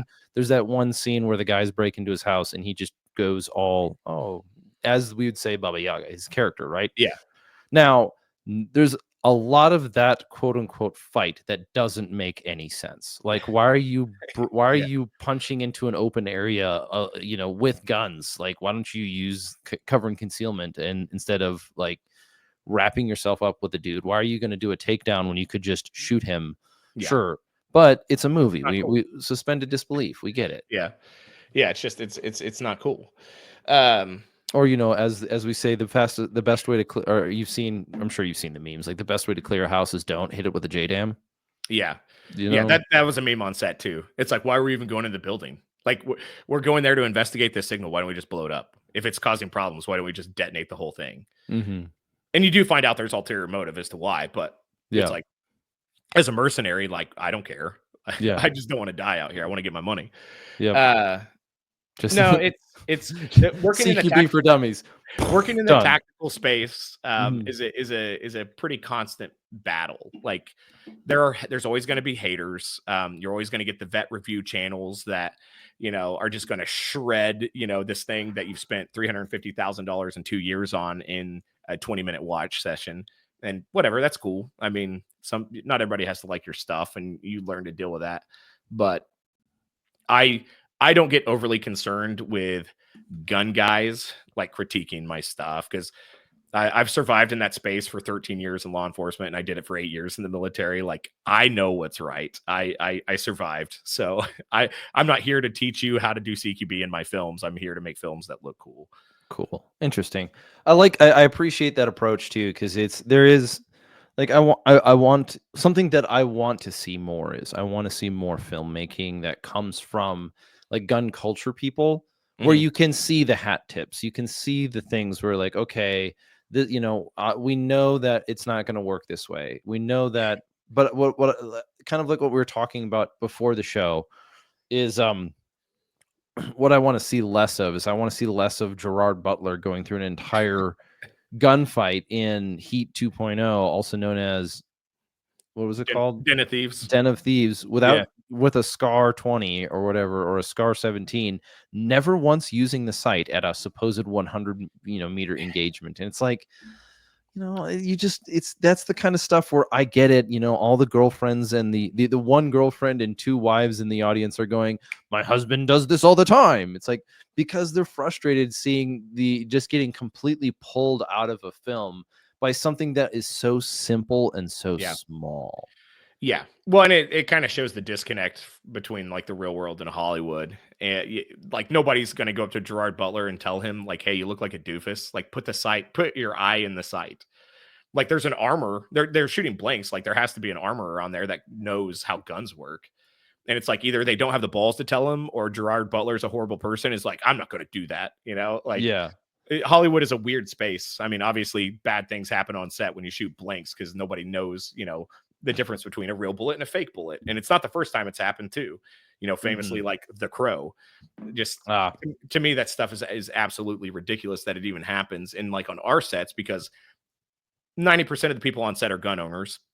Like I operated an M249 like flawlessly on the set. We had no issues with it because I've shot one before. I've carried one before. Ben, the armorer who literally built the thing, was there on set. Fred Baker, who you've had on here before, was like our military advisor, on set. And between the three of us, there's an astronomical amount of experience on this system. Yeah, So and for all the money that goes into Hollywood movies, like we're talking about real Hollywood here. yeah, For all the money that goes onto them, it to this day astounds me that they're just not willing to hire somebody who actually knows what they're doing. And now I do sound like the internet dork going, well, actually, but it's just so odd. Like what are some movies that that you can see just they put so little, but it was something, and it just did well. 13 hours, Zero yeah. Dark 30. Well, even Collateral. I mean, Collateral, yeah. I with Tom mean, Cruise, like, I mean, that one's good. The original Heat is pretty good, like, mhm, for what it is. I mean, that the the big famous, firefight in the street is still a little outrageous, but it's still cool. And I mean, mhm. their tactics do make some sense. But yeah, it's that detail, I know Steven for a fact, he cares about that stuff, and he'll ask like, "Well, what would you do?" Or he'll ask Fred, "Well, what would we do here?" And we'll do it that way, and he'll just film around it. He's not trying to make us do what he wants to film. He's trying to film what we would do. Now, that still comes with certain stipulations, to make it work, and that's where the Hollywood in it comes in. But there's a reason why I think people do like our stuff, and a lot of gun guys do like our stuff, and they'll tell us like, man, the gear is on point, the attack finally, a scene where somebody clears a room, right, stuff like that does come up a lot. And then you do have the opposite side of it too. Yeah, I mean, I think some of it is a bit of a microcosm version of a macro issue. Is like, imagine actually having fought in World War II, and the director of, say, Saving Private Ryan is so up their own, or the not the director, the film company, whatever. They're so up their own brain that they're going to like give every single person the wrong firearm. It's like, Yeah, that's not a hard problem to solve. Or it's not like they didn't have the budget for it. Or you see it with things like, Lord of the Rings. It's like, okay, we know the lore of Lord of the Rings. So when you come out with Rings of Power, no one who respects the material is going to look at that and go, "Oh, you did a good job." They're going to be like, "Yeah, this is literally an insult. You need to stop. Whatever you've yeah, done is wrong." right. We're approaching crimes against humanity right now. Yeah, that Uh show's unwatchable, unfortunately. yeah, I didn't even try. Oh, it's bad. I'm not even willing. I'm gonna pull the what is it? Ford. Like Ford Factory. Like, why do I need to answer the question when I can pull this lever and someone will answer it for me? Like, I don't need to watch it to see it's bad. Every single person that I know Yeah, who's watched it was like, yeah, that's it's unconscionable. it's really bad. Yeah. The memes. Oh, the memes. So well then, okay, so we've been talking a bit about filmmaking, and what advice, like here on at least on our Instagram on Redacted, I occasionally try to put together these small films, and I am 100% a fish out of water. We're trying to figure it out. We have no idea what we're doing. What would you recommend for those in the audience who might be they know they like your work or whatever, it doesn't matter what it is, that they want to start filmmaking in their own way for the purpose of taking the entire cultural needle and the Overton window and shifting it a little bit more towards You know, you don't need to hire people who are not only ignorant about how this works, but most likely morally opposed to its participation. Huh, Liam Neeson. Yeah. In film, right? If it's like, I think Hollywood is, if it hasn't figured it out yet, big Hollywood, if big Hollywood hasn't figured it out yet, I think they're within a couple of, say, more catastrophic failures from figuring out that their current formula, the Disney formula, isn't working for them. The 80s action hero is still a thing, but the early 2000s, like, we're kind of tired of, what's that movie I watched? Without Remorse. It was a Tom Clancy film. The Michael No, B. Jordan one? yeah. Yeah. Yeah, that was an abomination of a It was movie. horrible. It was a Yeah. just it was an abomination of a movie, Yeah. and it's like, you wanna, if you haven't seen it, the plot is this: you're gonna get saved by a big black lesbian. That's it. That's the plot. Like, Yeah. everything that happens, the captain lady, Yeah. the black Navy SEAL lady comes in and rescues him at every scene, and you're like, "Eh, well, Yeah. Okay. oof." Cool. You Got it. know, I think their formula is breaking. I think someone eventually is going to realize it's not working. And if there's this entire subgenre in our world of people that are creating film, then there's at least something that someone can point to and say it's working there. Yeah. Well, and yeah, humility aside, I think that's what we've done. I think we've taken a budget that's just a fraction of what Hollywood gets, $28,000, and 22 million people watched it. There are Mhm. films that Hollywood's spending 200 million on that won't get 22 million people to watch it ever, because they're trash. They're absolute trash. And then to do Stalker, which is a longer film and still better than most Hollywood films that you see, it's just a matter of finding this formula to make it profitable on the indie side, which I think we're seeing now, which is more films being filmed in the Midwest or in the South. Like, Texas is kind of slowly becoming like the new Hollywood. Kansas, has a huge, film infrastructure there. People are shifting from Hollywood. I've seen and know people who are actually getting larger indie budgets. A24 is becoming a larger studio because they fund indies more than they do their $250 million projects like Paramount does, and all those other ones that just throw out these $250,000 or $1 billion bombs, on an annual basis. So I think there is this shift going towards new media. It's just new media versus old media. It's the same with it's the same with news too. I mean, Joe Rogan's new media versus Fox and MSNBC is old media. Nobody wants to watch that crap anymore because it's so biased. They just want to hear people have conversations. So I think it's the same way with film. I don't want, like, your, what's the word I'm looking for? I don't want your opinions. I don't want these, I don't want to say woke, but I don't want you to, like, interject everything into this art to where it's Yeah, no longer art. It's just you making a speech with people kind of doing acting in between. yeah. Yeah, and I'm not saying that your message sucks. It's just I don't want it in this format. I don't want it fed to me like this. Yeah, well, it's your more your grandstanding and non-existent moral high ground through a platform that is masquerading as entertainment. And the Yeah. most recent example that I've seen this happen is, there's like this video game called Dragon Age.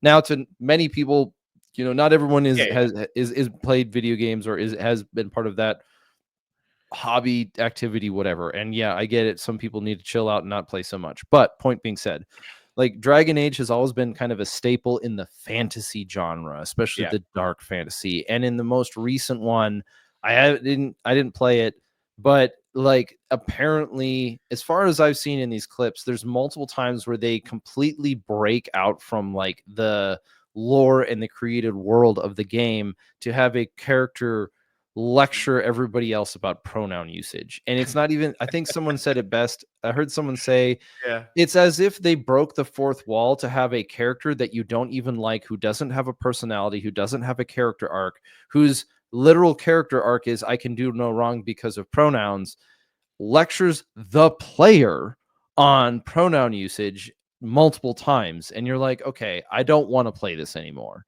Yeah. Now, I never picked it up, and I'm too casual for these things these Yeah. days. I But mean, and film, yeah, film is very much the same way. Like, normally there's a hook, like, it comes in and it's cool, big action scene or whatever, and then, like you said, this random character will come in and be like, I'm this guy and I'm telling you how it's going to be, and I have way too much authority, and and I can't be wrong about anything because I'm playing this role.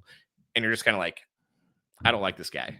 And I don't like this guy. I don't like he this doesn't even movie. belong in the film. It's almost like a Deadpool, like breaking the fourth wall, and just to tell me like, oh well, you're a straight white man, you suck, and I'm gonna be the moral compass for this film. And it's like, oh, okay, cool. Yeah, you could have been the moral compass for the film without having to tell me that you're going to be the moral compass for the film. And I think Yeah. a movie that does that really really well is, um, it's got oh shoot, Tom Cruise, and it was the one. It's like the futuristic war, Edge of Tomorrow.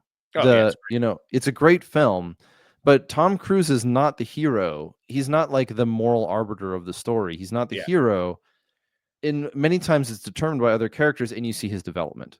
Yeah. And at the end he has to make a decision, but it's not him the whole time. Yeah. And then they've got the one gal who's playing, what is she called, like the Queen of Battle or something. I can't remember her name. Oh, the Full The Metal Bitch, or the full Angel of Verdun. Dude, I it, watch that it, movie like once a month. It's great. dude, it's a good movie. It Yeah. really is. And like that's a good way to create a character who is not only, I mean, it's a fantastical movie, but she's not only believable, but like you're not 30 minutes into the movie telling her to shut up and make you a sandwich. As chauvinistic as that sounds, sometimes that's where you get like, you need to stop talking. You as a character are making this worse. Yeah. We're visually shown how good she is at what she does. And Yeah. she's good at what she does because, like, Tom Cruise sucks at the beginning. She lived through it hundreds and hundreds and hundreds of times. Who knows how many Yeah. times to Yeah. get to She's, that point. So, mhm. yeah, she's been training, the equivalent of maybe 100 years by the time she gets to that point. So Yeah. it's kind of explained without her being like, "I'm tough and you're dumb," like, literally being said, like, in some films. Yeah. So, Yeah. Oof, rough. yeah, Okay. I mean, y to we yeah, get to get let's back get on the off point. let's get off the whinging because we Yeah, could go yeah. down this train for a long But to say, time. like, honestly, to answer your question originally, like, if you're wanting to kind of bring your space that you enjoy into filmmaking, just do that. Just do it. Okay. Yeah, and I mean, I know it sounds cliche, and everybody says that. Well, how do I get into filmmaking? Oh, you just do it. Um, it is difficult because it's difficult to get it organized enough to the point where it looks like a film. Because I would say to make a film look like a film, you always need a minimum of like 5 people. You Oh, need okay. you need somebody to direct who can also direct and act. You need somebody to run the camera. You need a sound guy, or at least you need a piece of sound equipment. You need people for them to interact with. And I Okay. mean, So we're gonna list these out because I was like, so yeah. you say you need at least 5 people. You need someone who's gonna be directing. You need someone whose primary is filming. You need someone whose job is sound, and that includes music and sound effects, right? Well, I do all of it on mine. I literally do everything. So, Yeah, I get it, but like, um, but if you to want the to do it and it be good, mhm, yes, you do need somebody to run like an audio bag or to have just a piece of sound equipment, which you can get Rode Lav mics for $200 now. Um, so at least you can hear the dialogue between characters, and then you need characters to just interact. So mhm, I mean, you could just do a firefight between two guys, and maybe they're talking trash to each other in between, or maybe they have dialogue, and you find out they're friends, and now it's come to this. There's a million different things you can do, mhm. but it is a matter of staying motivated enough to actually get it together and do it. Um, Okay. I would argue you can't make a movie on your own by yourself. I know people have probably done it where they just film themselves, like Bo Burnham's last special that he did on Netflix, Yep. where he filmed it himself. That to me, that's insane, but that's why it took 2 years or whatever to make it. Yeah, Um, and I wouldn't consider Bo Burnham, like, Bo Burnham is a multimedia guy. Like, he yeah, plays music, he makes yeah, jokes, he does videos, he does like he's one of those people that, if I were to use the word idiot savant, it would be incorrect because he does all these things. yeah. So, Yeah, and I mean, on my productions, I'll normally direct. Sometimes I act, sometimes I don't. I'll do all the editing, I'll do the sound effects, I'll do the VFX, I'll do the color grading. And then I have a guy who I went to high school with who's also named Cory that does sound scores for tons of films.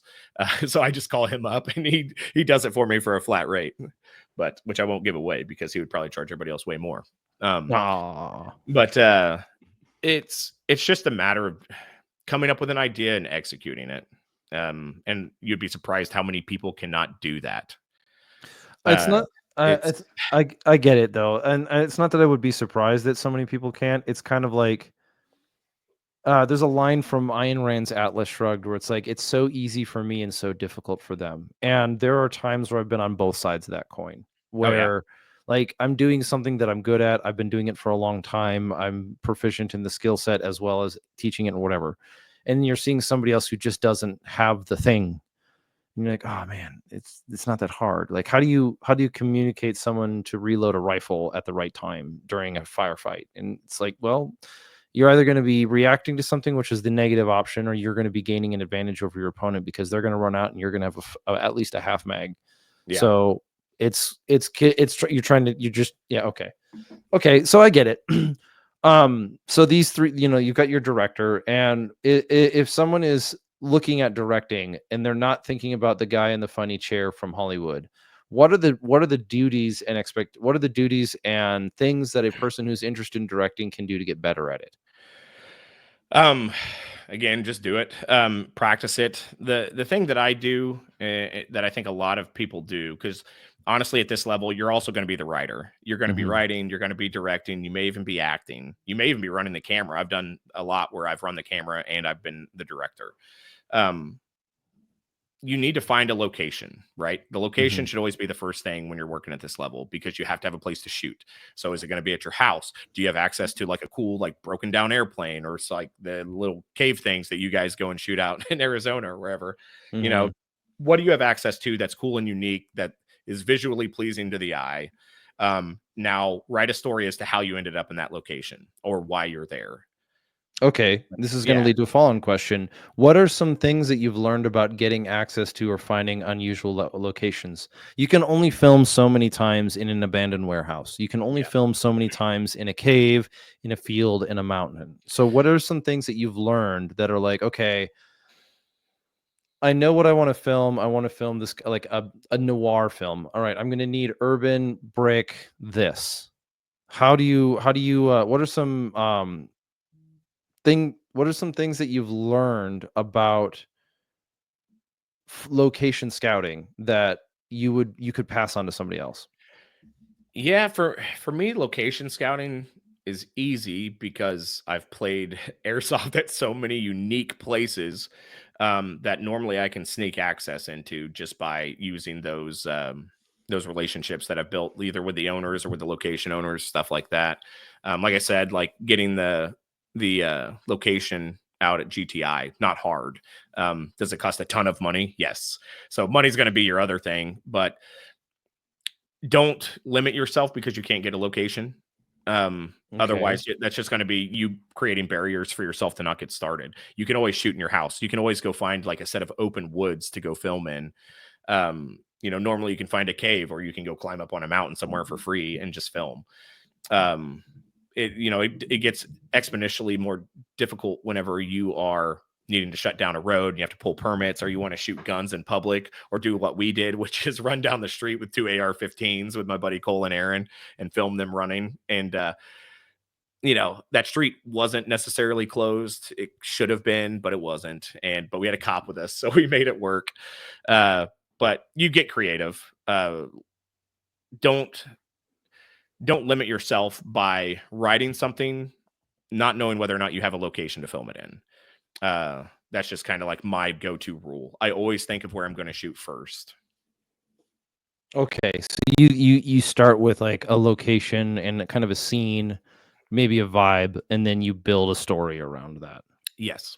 Yeah. Okay. Well, that helps. Especially with like this is again, is if the audience is getting something out of it, great. I'm getting something out of it too. So Yeah. the first one you said is you start with a location, right? We're still talking about the roles of the director. You got to write a script. You like to start from location and then build a script around that. What about once you're on set and maintaining a vision? Like how is it just get better at communicating that to you? Do you like to um do you have a folder with like your kind of sketches and scenes? Do you do You said you've mentioned a mood board before. What are some things that have helped you translate your vision to your crew that you're working with? So I don't know. I'm probably the exception to this because I've never really had the opportunity to previs anything. So I know the locations because I've been there. I know the vision because it's in my head. And I think this is where like being an artist comes into play because I'm used to drawing things straight from my head and putting it onto paper. Film is no different. It's literally just positioning people like within the frame or your canvas. It's exactly the same, and then making them interact how you want them to. And you just direct that, which to me isn't hard. It may be harder for some people if you don't have people skills or you can't tell somebody they're doing something wrong or you want them to do it different. But it's not something I've really struggled with is getting the vision that I want. Like if you go look at like I feel like the Hitters 3 was really well done, has some amazing visuals. And we just did that. I'd actually never even seen that location. I walked through it for about 10 minutes and then I came back out and I was like, okay, here's what we're gonna do. And then we filmed it for 6 hours. But I knew we were going to film at my buddy Wayne's house, and I knew I'd rented out that location for like $500. So I put $500 into that film. I went, I walked it, and then I was like, okay, all we really needed was an interrogation scene and a firefight. And so I found a location where we could do that. And then I just kind of in my head mapped out how the firefight was going to go down, leading to the point where the interrogation took place. And it worked out pretty good. You can definitely make it easier on yourself by going to the location first, drawing out little, we call it previs, which is drawing out every single scene, how you're going to shoot it. You can even break it down to the focal length of the lens you're going to use, the motion of the lens. You know, are you going to pull in? Are you going to push out? Is it a medium? Is it a wide? You can really, get out in the weeds with it. I wouldn't worry about that starting out because you may be filming on your cell phone for all I know. But I would say to start, also just keep it simple. Don't overcomplicate it like I did with Seige. Because Siege was kind of your first film. Yeah, I was my first scene that I did for Seige was communicating with a helicopter to land a team on a roof. Yeah, let's start at sprint, not walk, run. Yeah, don't do that. Okay. All right, so that's advice for someone who's engaging in the directing side. Now, if you're looking at we're going to kind of do like a merge here. So now you're directing, how do you communicate? Like a book that was recommended to me was Shot by Shot. It's a book on filming. Now, I am a reading kind of person. Both my wife and I were homeschooled, so we learned how to teach ourselves things. But still, like communicating ideas through, hey, this is what I want this to look like, and this is where I'm going here. For us, when we work as a team, sometimes works really well, and sometimes it works a little bit like, okay, there's friction here. I'm not communicating something well. And how do you look at it? How do you approach the process of filming? Because you could go, whether it's let's start with things like what are some skills that a person who's using behind the camera can learn, and what are some pieces of equipment that are not necessarily absolutely vital but really do open up your opportunities? Okay, yeah. So this is what I tell most people, and I think you'll understand it probably more than most. Filmmaking is the exact same as like asymmetrical warfare. There's always issues going on 360. You have to be a problem solver. You have to have really good, just general decision making skills.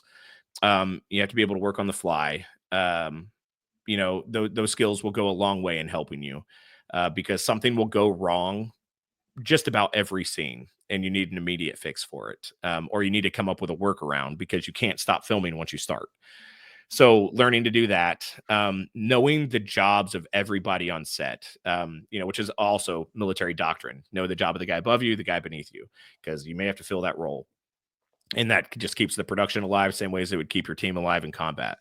But, I learned how to work a camera working with my buddy Wayne on Seige. I've learned how to run, the audio bag. I've learned how to light. I've learned how to do VFX. I've learned how to do sound effects. I've learned how to edit. All these things, come into play whenever you're communicating with the guys that are the true professionals at these jobs. If you have just a base knowledge of all of it, it makes it way easier to communicate like what your vision is. Kind of going back to the question from earlier. If I tell a lighting guy like, hey, I'm looking for this type of mood, do we have this type of light? He'd be like, oh yeah, I've got 2 tubes in the car, I can go grab them. And Gotcha. it almost gets to a point, like with my buddy Wayne, who does a lot of my DP work on my films, we don't even communicate like audibly. It's just like, hey man, I was kind of thinking. He's like, yeah, I gotcha. And then, dude, he does it. It is insane, like how well we work together. That's awesome. Whenever we were on Tennis Swords, the director, like at one point, like pulled me aside and was like, hey man, it's kind of intimidating because like you guys don't talk and I don't know what to say. And I was like, oh yeah, sorry, man. Like here's what we're doing, you know? And he had to kind of catch up to us because we'd already worked together on a few different projects. Uh but knowing the jobs of everybody on set, and really like you also have to kind of be willing to adjust your vision to make things work. Because sometimes Sure. when you get on set, and I mean, not you don't ever sacrifice the story. The story needs to remain the same, but the way you tell it may evolve. Okay. There may be things that you really want in there. I mean, I got some really cool shots on Siege that we never used. One of the shots we set up just to appease the actor to get past, like they were kind of like feeling like they were left out, you know, for a day or two. And so we're like, man, we need to do something cool. So we just made up this cool scene that we filmed for like an hour and never used it. We used it in the trailer, but we never used it in the film. It just didn't fit anywhere. Gotcha. But there's things like that. Just, and again, that's just falls more into problem solving. But uh, it's man, it's kind of it's trial by fire though. It really is. You have to do it. You have to make mistakes. You have to learn how to fix mistakes on the fly. So let's talk about like personality types. Like some people like to be really planned out and they're just following an algorithm. They're working through, like they've already done all of the pre-thought work. They've already planned everything out. They know what everything they want it to look like. Those people, you're like, because I'm going to go back into the conversation about asymmetrical warfare. It's a term that I think gets used a lot without any sort of like acknowledgement of what it is. And what I think what I'm taking from that is one of the things that sorts out those who can do asymmetrical warfare versus those who cannot is those who have to follow a rigid set of rules. They have, like, if you this is why the rules of engagement, the system that our current method of producing the rules of engagement is not effective, because by the time the person in Washington has made the declaration on this is how it's going to be, that's not only old news, it's probably counterproductive to Yeah. the guys on the ground. Right. Rather, you need to be, you look at what are the things that make kind of the special warfare engagements, special warfare operations so successful is some element of autonomy that I don't need to be constantly checking in with a Right. command shed about, like, hey, here we're like, okay, no, this is the mission, this is what we're doing. Joe Rigney, Leadership and Emotional Sabotage, talks about one of the roles of the leader is to determine what is and is not the mission so that he can protect people from getting distracted on things that are not the mission. Yeah. So tying all that together, I don't know. It's not an. Is it a if and, like, one or the other, or are you saying that the skill set of the individual in the filmmaking component of this product needs to be able to be adaptive at all times? It's not about not planning. It's just realizing that the plan isn't the perfect opportunity. Uh, I can't explain I that would say horribly. I would say at my level, you know, more what I said. I think you need to be way more fluid with everything, and you need to be able to adapt. I think when you have the money and you can stop production to move forward, then yes, you can stay rigid to your timeline and your absolute vision and everything else, because you can stop everything until the problem is solved. Well, when you only have 14 days and you're making an hour-long film, guess what? You don't have that time. We had our one of our main props, which was a big piece of the story, never get made. They spent an astronomical amount of money on it. Supposedly the warehouse caught on fire and we never got it. This is So for Stalker. Stalker, yes. So Okay. it was a Gauss rifle, right? This big sci-fi weapon. Yeah, yeah. What was going to happen at the end is it was going to overload and the guy was going to sacrifice himself and it was going to blow up. I don't want to Mhm. give too many spoilers, but we adjusted that to what you saw, which was we started a IED initiated ambush with the C4, Mhm. right? Because the joke was going to be about the Gauss rifle, but instead we made it about the C4, and I yell at him for for messing around with the explosives. And then we ended up using that later in the film to do the ID initiated ambush, which I can't remember how they were going to start that initially. It wasn't going to be C4, I don't think, or maybe it always was. And then he ends up tackling the guy into the anomaly instead of the gas rifle like overheating and blowing up, which I think is what was supposed to happen. So Gotcha. yeah. So So we you maintain the heart of the story, but you added the anomaly. yes, yeah. So I mean, it still accomplished the exact same goal. It was just a tie into the video game that doesn't exist because Ah, we didn't get the prop. So okay. we just worked with the C4, found a workaround. They literally rewrote it like that the night before we started filming. Oh, funny. Yeah, So that yeah, all right. So then, what about equipment for filming? That like, you've mentioned it a couple times with using a camera or phone. You just start with your phone. Start with what you got. yeah. Cool. What are some things that you were like? I'm gonna reference this in comparison to shooting 3 gun. Every single person that I know that is in a high performing competition shooter, something equivalent to a grandmaster, nationally recognized, if not internationally, all have the same thing when they're talking. They all say the same thing when they're talking to people who are starting. Don't start with gear.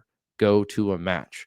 Go shoot the match. People will Yeah. help you find the right gear instead of that mentality of, well, I can't make a film until I have a red camera or I have a boom mic or I have a thing. I understand there's that pitfall. So what are some things that you've learned, pieces of equipment that you've learned from filmmaking that are like, look, this $80 light that's a gel light or whatever, this $80 light has been more valuable to me because I can create all these things, and it's the equivalent of like, hey, don't use these magazines or don't chase the belt or this holster or whatever. It's like, what are some things like that that you're like, this really has helped? A fog machine, a rebreather. So and not I can't say camera. Or I can say camera. You can say camera. You can Okay. say camera.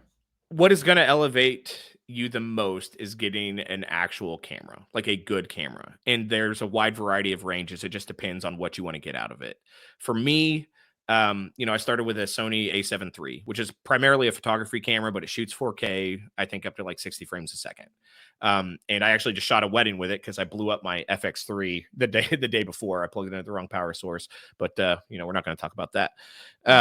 So I used the A7 III. But about 2 years into the filmmaking thing, I was like, this isn't a film camera. I want a film camera that is made to be built out into an actual cinema rig. And that's when I bought this, which is like the Sony FX3, which is like a very entry level cinema grade camera. And then I started buying the glass for it. So I would say the camera and high quality glass. That's what's going to give you the cinema look above anything. Those have been the two most important things for me. And then I think after that is probably sound stuff, because the one thing that's always going to make a film look cheaper and worse is bad sound. Okay. You can have cheesy VFX and still get your point across, but if you can't hear them, or if it sounds muffled, or if it sounds cheap, like, it's going to lose the interest of the audience super quick. It doesn't even have to look good, honestly. Like I said, you can film it on your phone, you can film it on an old camera and just give it a retro look, but if the sound is bad, then it's bad. There's no way to fix that. You can fix visuals, but those three things, just good glass, good camera, and audio, are probably the three biggest things. Now, if you don't want to buy a camera, lighting, you're kind of limited to shooting in the day if you don't have a good camera. Like the FX3 is crazy; it sees at night. But if you don't have a good camera, you obviously have to light your scenes. Which mine just died over here, but like these things you can get on Amazon for like $50. And we've been talking, I've had it on for 2 hours, and I carry three of them every time, every time I go on set, and then I have one big panel light over here that I think I paid $29 for. Gotcha. Like, yeah, so you can get away with cheap lights. Now I have access to really expensive stuff through my buddy Wayne, who has his own production company up in Kansas City. I can get red cameras, I can get RE minis, I can get whatever I want, but I don't need it. Gotcha. But it's I would say lighting, if you're on a phone, or if you're on like just like a cheap camera that doesn't pick up light and you want to shoot darker scenes, you got to have light. I'm kind of just looking around at what I have. Well, no, uh these things are like yeah. things are handy though too, because it's like I've got one more question in regards to sort of this kind of stuff, but it's actually digital. But it's like one of those things you don't think of, and like, okay, so you build out a kit. If you're gonna take a Pelican case, like a small one, you'd want to have a decent camera. You'd want to have some form of stabilization if that's the look you want to go for, some forms of lighting, and some forms of sound. Because all of our film, all of the things that we've recorded, that none of them have any audio. They're all overlaid with music. So yeah, and I mean, and that is perfectly fine. That's kind of I've done a lot of reels like that too, where there's not a lot of audio in them. An easy fix for that. Let me see if I can get out of here without yanking everything down. correct. You get like these. I want to screw it up. You can get like these cheap directional mics on Amazon too for like $50 to $100, and you just plug it in on top of your camera, and it will get like decent enough sound if you're close enough to your subject to record. And it's better than nothing. But like I said, Rode or DJI, everybody's making like those tiny little mic systems now where you can just clip them on like the lavs, but you can actually get like the extendable lav so you can put it in a pocket and run it up underneath their shirt and then tape it to their chest. And now you're pretty much running like professional audio. That's a professional audio setup. Interesting. Have you noticed any special issues with that, trying to run audio with people who are wearing plate carriers? Because I imagine like trying to run a cable underneath a plate carrier is going to create a lot of noise. No, not really. Okay. And a lot of it's fixable in post. You can do voice isolation that will get rid of a lot of extra noise. Your audio guide needs to be listening for that, of course, and he can make adjustments. But we ran ours inside our Juggernaut cases.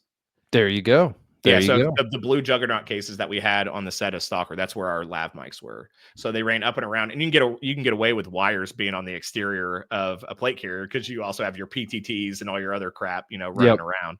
So nobody knows. It's kind of like in Maverick, you can actually see the body for the Sony. I can't remember what you're talking about the plain one. I know someone in the comments is going to be like, "This guy doesn't know film." Yeah, true.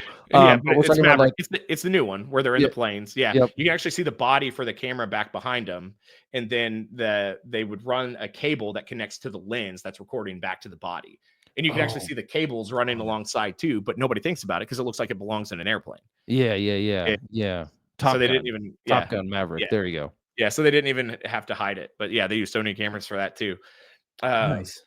But yeah, no, it's sound is pretty cool once you get good at it, which I'm still not. I still use a sound guy, but I still use a sound guy. Yeah. All right. Yeah. So going back to that in post-processing, post-production. Now, one of the things that I'm enjoying about the indie side is that you're getting some post-production work, but it's not like it's not Disney. It's not an entire green screen, right? Yeah. Now I constantly am getting these ads for like, I don't know what they're like post-processing content packages with like 800 sounds or 8,000 sounds, and then all of these like filters and LUTs and all these kind of like effects, whether it's like film screen things. Are any of those worth it? And if so, which ones would you recommend? Anything from Triune Digital is pretty good. Okay, That's Triune. Yeah, have you ever heard of Film Riot? It's a YouTube channel. Ryan Connolly is the guy who runs it. I grew up watching his stuff, doing like DIY stuff, and he kind of got me more interested in film. But they put out sound packages. They put out they may even do VFX packages now, but they do LUT packages. And just about on every film that I've used in the past like 2 years, I've used the Skyfall LUT. It's phenomenal. Gotcha. Because that's the next, that like even for my own production, that's definitely the next phase where I'm trying to figure out how to do post-production, and I'm doing it in the worst possible way by, instead of saying, "Hey, can you help me?" Like, this is going to go back to the culture side, but it's like, instead of being the guy saying, "Hey, can you help me figure out how to do this?" I'm like, "I'll just do it myself." And then I'm 8 hours into my computer going, "I don't know what I'm doing." Yeah. No, and you always start out as that guy. Mhm. Because I switched from Adobe Premiere to DaVinci just this year, and once you learn the workflow, it's amazing. Whenever you Yeah, don't know the I'm workflow, onto it's freaking terrible. Going from linear stuff to nodes is just mind-boggling. Like layers are gone. Now we use nodes. I can't wrap my head around it still, but I'm figuring it out. Yeah, I'm on DaVinci, and you're probably further along on DaVinci than I am because I'm still trying to figure out half the stuff. But hey, it is what it is. Yeah. Cool. Well, that's a good one. So you'd suggest somebody like Triune if you're going to start adding some effects to your videos. Mhm.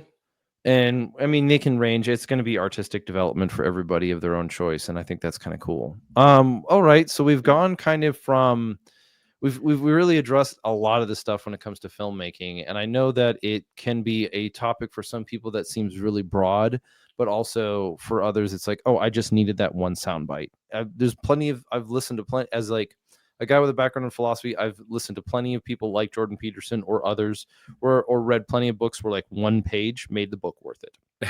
It's really the case. Like, and so I think I'm hoping that podcasts are filling that gap for some people where they're like, hey, look, I did go through the 2 hours of the show, but I did catch this one part that solved a problem that I was working on. So we've gone through, you said 5 people that you kind of need, and sometimes they're overlapping. You've got your director, you've got your filming, and you've got your sound, and then you're going to have at least 2 characters to interact with each other. What about the post processing? What about post processing? What are some tips that you've learned in that end where you're like, okay, I need to be able to maintain vision and use the clips that I've got that you've learned in post processing that now when you go back to directing, you're like, okay, I need to make sure I take more of these scenes or whatever. Yeah, I mean, one thing that I fall back on now is when I'm on set and I'm shooting, I'm also thinking about how I'm going to edit it. So you Yep. kind of have to be able to see both, because you don't want to go home and be like, I did not get a shot that would have made this so much better. So anytime you shoot a scene, you should probably be shooting it from multiple angles, because it looks more interesting if you cut from one to the other, unless you're shooting a oneer, right? Which is just a nonstop scene. But you want to give yourself the ability to cut, and you can't cut from the same angle multiple times. And it just looks like, characters are lagging out, in a game lobby. But it's like, if you have other angles to switch from, then it gives you options. So normally, especially in action, I normally film every scene from 2 to 3 angles. Sometimes I don't, if it's not like, something that's pivotal, or I know how it's going to look in post and how I'm going to film the next scene and I don't need it, then I don't.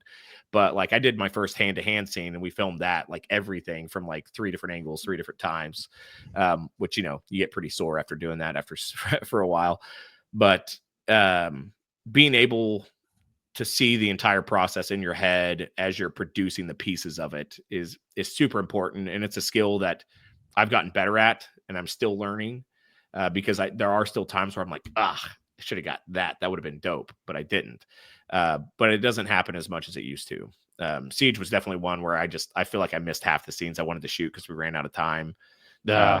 But like I said, the most recent hitters, which goofy name, goofy titles, but it's just our practice shoots is what it is. It really is. And they might look more polished now, which is a good thing, but anybody who gets on there and they're like, this doesn't make sense, this plot doesn't make sense, it's like, it really doesn't have to, dude. It's just, we filmed this in 9 hours. I don't know what you're expecting. It's practice for everybody on set. Like, people want to practice lighting, they want to practice sound, I want to practice action, this guy wants to practice gun skills, this guy wants to practice dialogue. So I write out this practice session that we can go and film. I wrote the script for it in like 10 minutes, but it's I don't know. In post, I think that's probably the most important thing, is knowing what you're working with before you even start it. Gotcha. Making sure you have, if you open up a puzzle box, you hope you have all the pieces, so you put it together and then you've got something to look at. If you're not sure and stuff's missing, then it's never going to be complete. So making sure you have everything you need to complete it, which a lot of guys do shot lists. I will do shot lists going forward on my bigger productions, because they do help. Yeah, I've done some with and some without, and I've had to make some shifts. Now, I'm not the professional here. I've just noticed that, like, uh, it's the dumbest thing ever, too. It's funny is that I typically get like the best ideas for what a film will look like is when my wife and I are driving anywhere, and we do like to road trip. I have my playlist of music that's always playing, and it's like, okay, this is how I'd film this. This is what I want to do with this song. This is what I want to do in this environment. Yeah. And I'll get it. But the worst thing is by the time I get home, just sauce for brains, Yeah. nothing there. You're like, okay, No, now I got to write this out, and I'm like trying to grab a Sharpie and draw, and I'm yeah. like, I think yeah. I think our brains are alike in that way. When I hear music, I see movie scenes, Absolutely. which I is think in weird. soundtracks. And I kind of obsess over sound scores. Like, nobody likes to play the game, but I do, where I just have them pull up random sound scores from random movies, and I can just tell them what movie it came from and normally who the composer is. because I Oh, just nice. yeah. Sound scores are just the thing. Yeah. And they're really good to listen to when you're writing because you can kind of focus on what you would do in that scene. And then you can take the sound scores that you like, you give them to your sound score guy and be like, hey, sample this, this, and this. Not necessarily sample it and use it, but this is kind of like the atmosphere I want the music to have. Yeah. And, Yeah. the guy that I use is really, really good about finding something kind of close. Good. Well, that's cool because yeah, I think a lot of us here in this gun culture and in the industry as a whole, a lot of it is self-starting. You just got to do it yourself, and Mhm. that's tough. But I think with your advice, I think I'm hoping that I'm hoping that at least somebody who's listening to this is going to go, you know what? I learned something. I know how to get. I can take another step forward. I can build another product. I think I can, or build another video and put together another project. I mean, I'm encouraged, so that's cool. Yeah. Yeah. And I mean, I think, to go back to getting started, honestly, man, you can go out on Facebook and find a movie set to get onto, whether it's like a PA or just any role or just an extra. It's not bad experience to do that. Like I started as an extra, and then I was just a body actor, and then I was delivering lines, and the whole process, took 4 years to get where I'm at. Essentially, on the more professional side, it took about 4 years. But it's not always fun. I mean, but when it's not, you should be learning something. So being an extra, kind of sucks. I actually had a conversation with one of our extras after, we did production, and they're like, "Man, was that as disorganized as I think it was?" And I was like, yeah, it wasn't disorganized at all. That's the most organized movie set I've ever been on. It seems disorganized for you because they're moving you around chaotically because they need you in scenes here, here, here, and here. And it might seem disorganized to you because you're on like the very smallest level as an extra. And I was like, I've been there. I had no clue what's going on. Nobody talks to you. You're just there to be a body. And I was like, but you're also extremely important. You know, Yeah.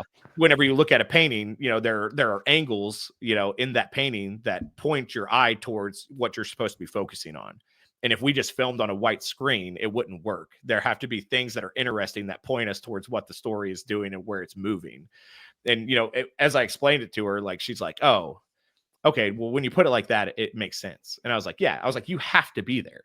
We're not filming like an empty zone. We're filming a zone that's full of terrible things. So you have to be there. You have to be the terrible thing that's shooting back at me, or letting me shoot you with a machine gun, or else this movie doesn't work. Like you're important. Yeah. And oh yeah, okay. No, I get it. Cool. Well, this has been a fun conversation. I don't know if we can possibly return back to the question of like MilSim and airsofting, but I was gonna just see if you had anything about bridging from one to the other. Like, was it a natural progression for you to be already involved in the MilSim world to then going into filmmaking? How did that kick off? I've talked about that a lot. I think it is I mean, for me as an artist, it's kind of a natural progression because honestly, like we joke, one of the jokes with Mills and West is that we're adult male entertainers because essentially we are putting on this event. Mhm. It is gamed to some degree. We are controlling it in the background to make sure everybody has a good time. It is a production of sorts. We kind of plan how it plays out like as the game goes on. So that's kind of like the joke. Um, but it does work very much in the same sense where there's a lot of bodies moving around and we're trying to make this event happen. Um, and also it kind of ties into one another because I am a gun guy. And all my films will always probably center around some type of tactical thing happening eventually, just because I like action movies. That's who I am. And it's easy for me to go from MilSim having all this gear that sits around whenever I'm not playing events and then putting it to use somewhere else. It also gives me insane contacts with people that have access to stuff that's just out of this world, like the helicopter. Actually, I had two helicopters because one of them crashed the day before we started filming. But uh, there's just this atmosphere of people that want to do stuff like that because it's pretend. I mean, it is cheesy as it sounds. Like acting is pretending. Airsoft is to some degree pretending. Like you are physically going out there doing things, but you're pretending to be a soldier. You're not a soldier. You're not enlisted. Um, and so you can just easily take that same guy who will play pretend, on the airsoft field with that same intensity and be like, "Hey, you want to come be a bad guy in my film?" And he's like, "Heck yeah, dude, absolutely. Just let me know time and place." And they'll show up with all their thousands of dollars worth of gear and they'll look way more legitimate than probably 90% of what you see in a Hollywood film because they've done the time researching, well, what kit does, fifth group wear? What kit does first, third, whatever, what do they wear? I want to make sure it's time, like whatever, circa 2003 period specific, appropriate. Yeah. period appropriate. Yeah, that's the word I was looking for. So it's, I don't know. Once I got into filmmaking, it always comes back to me using contacts from MilSim, using gear from MilSim, using the locations from MilSim. They always just intertwine in one way or the other. And I'll use that to get into this next piece where talk about our next production that we're working on, which is we're going to be going back to SCP. We're going to be doing like another SCP film, just because the first one did so well. They wanted to do another one, and that kind of fell through. But we're going to go back. We're going to revisit it, and we're going to do it again beginning of next year. I thought there was an issue of like a barrier to entry with SCP that was becoming a problem. Has that been relieved? Yes and no. Essentially, the issue with it is somebody was trying to pretty much lay claim to it and say, like, they were trying to copyright it. It's Creative Commons, so I can't sell like an SCP shirt with an SCP logo, but I can make an SCP film. I just can't I can't directly make money selling like SCP merchandise things. Okay. So I can make SCP. You can make SCP films, and they can be monetized on YouTube. You just can't sell SCP as your own thing. So I cannot claim SCP as intellectual property. Correct. Yeah. So I can't sell tickets to it, but people can come and watch it online. That's fine. Sure. So yeah, we're going to go back. We're going to do SCP, and they've actually, this will be a first for me. They've tapped me to produce it. So I'm going to be producing. Congratulations.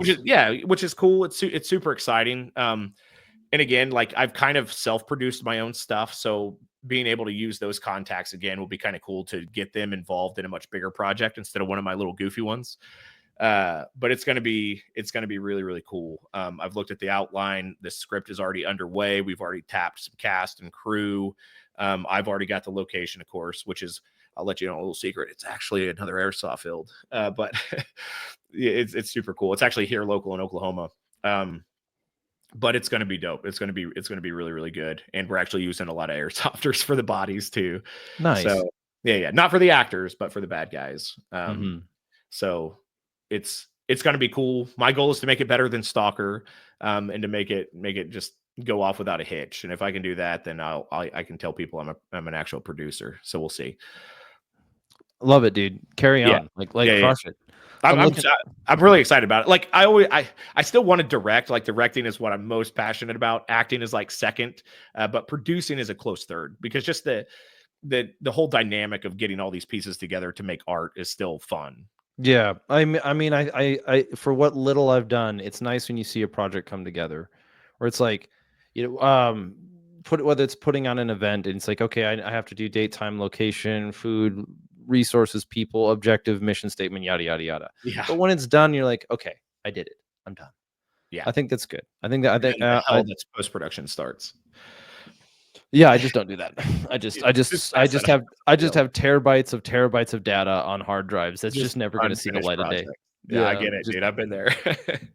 So I don't, but I need to get more. I need to capture some more. We've been trying some interesting things. So, well, cool. Hey, Cory, thanks much for all that you've gone through today. Like, I know we've covered a number of topics. We've gone through MilSim to filming to just the minutia of like how to get better at it. And I've been wanting to have you on the show for a while. I've been wanting to have this conversation with you for a while, not only because you've inspired me in some of the projects that I've worked on, but it's one of these things about the gun culture that I just am thoroughly enjoying at this time, which is seeing the evolution away from sort of the static model to trying different things, right? If you would have said somebody like 10 years ago, hey, I want to start producing films that are not educational in the gun industry, you probably wouldn't have heard. No one, it would have been crickets for a minute. You had what were institutional or inspirational. You had like the Magpul videos. You had some of these other things. Now Grand Thumb's got his little things that he does at the beginning of his skits, and there's fun and whatever. But I think you've had a positive influence on the gun culture as a whole, and I think many people are starting to feel that. And I wanted to give you an opportunity to kind of share some with the audience today. So thanks much. Yeah, no, I appreciate it, man. It's definitely like you said, it's evolving. I feel like gun culture is evolving, like at least on the creative and media side, into Oh, into for something sure. different and, in my opinion, more interesting. Like I said, I will always be more on the narrative side of things. Nothing against the guys who film stuff themselves at the range. That's cool. They're doing what they love. But my passion is art, and I feel like that's where art will eventually go, because filmmaking is the ultimate form of art. It is taking a bunch of professional artists that are artists in different mediums, whether it's sound, music, literally painting. You have art departments, just the manipulation of light, storytelling, writing, just all that stuff, and bringing it together. Like it's 50 different people making one singular painting, and Jeez. Yep. it's It will. absolutely insane, and it blows my mind every time. And it's cool because, like, there's always passion in art, and whenever everybody is sharing like the same passion for the same project, you develop like these families on every art set. Mhm. Or sorry, every movie set. Like all the guys I acted with on Stalker, we talked every day for 2 years until it came out. I still talk to the VFX guy, the sound guy, the lighting guy. They're all friends now because we share the thing. It's almost, not to compare it, but it's almost like, going on missions together with your boys in combat. Like that's something you share that nobody else shares. This is another thing like that, where it's absolutely unique. You're doing something that probably 3% of the population is capable of pulling off, and you're doing it together, and then when you go your separate ways, you still share that thing out there that's going to go out on the internet forever. So I don't know, it's a cool thing. Yeah, more power to you, dude. Like I will maybe won't be writing in your coattails, but I might be chasing them for a little bit because I've got some scripts that I'll run past you. If you're open to that, Well, I'll if you need support a director or a terrible actor, give me a call. Well, I've got myself for terrible acting. The problem is I really only have one shtick, and that's the long-haired dude who don't, that's just Yeah. this guy. But I like it. I love it. All right. Well, we could do some more bits of advice, but I think you've given up so much. So, last important part, perhaps the most important part of the day. Where do people find you? Is there a social media avenue or another avenue that's best if people want to see what you're working on, to stay up to date with what's coming out on your end, to make sure they're not gonna so they can put dates in their calendar? Hey, Stalker 2 is coming out, or whatever. This is coming out this date. This is this plan. What's the best way to do that? Yeah, number one is definitely just my Instagram, Tactical Dork. That's COOL, not tactical, but tactical Mhm. dork. That's my primary location where I share just art, film, MilSim, put information out on stories and posts.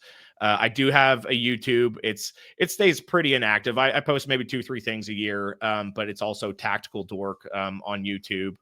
We have 5 films on there right now, 4 or 5 films on there. And then also go and support, the homies. Evan Royalty is where you can find Stalker, you can find SCP, and then he has just a catalog of some stuff he used to do. And then Retro Digital Media is Stephen Hancock. He's the director of the films. And then those guys together are forming a studio called Interspace Anomalies. So check out them too. I'm working on setting up my own production company called Direct Action Media.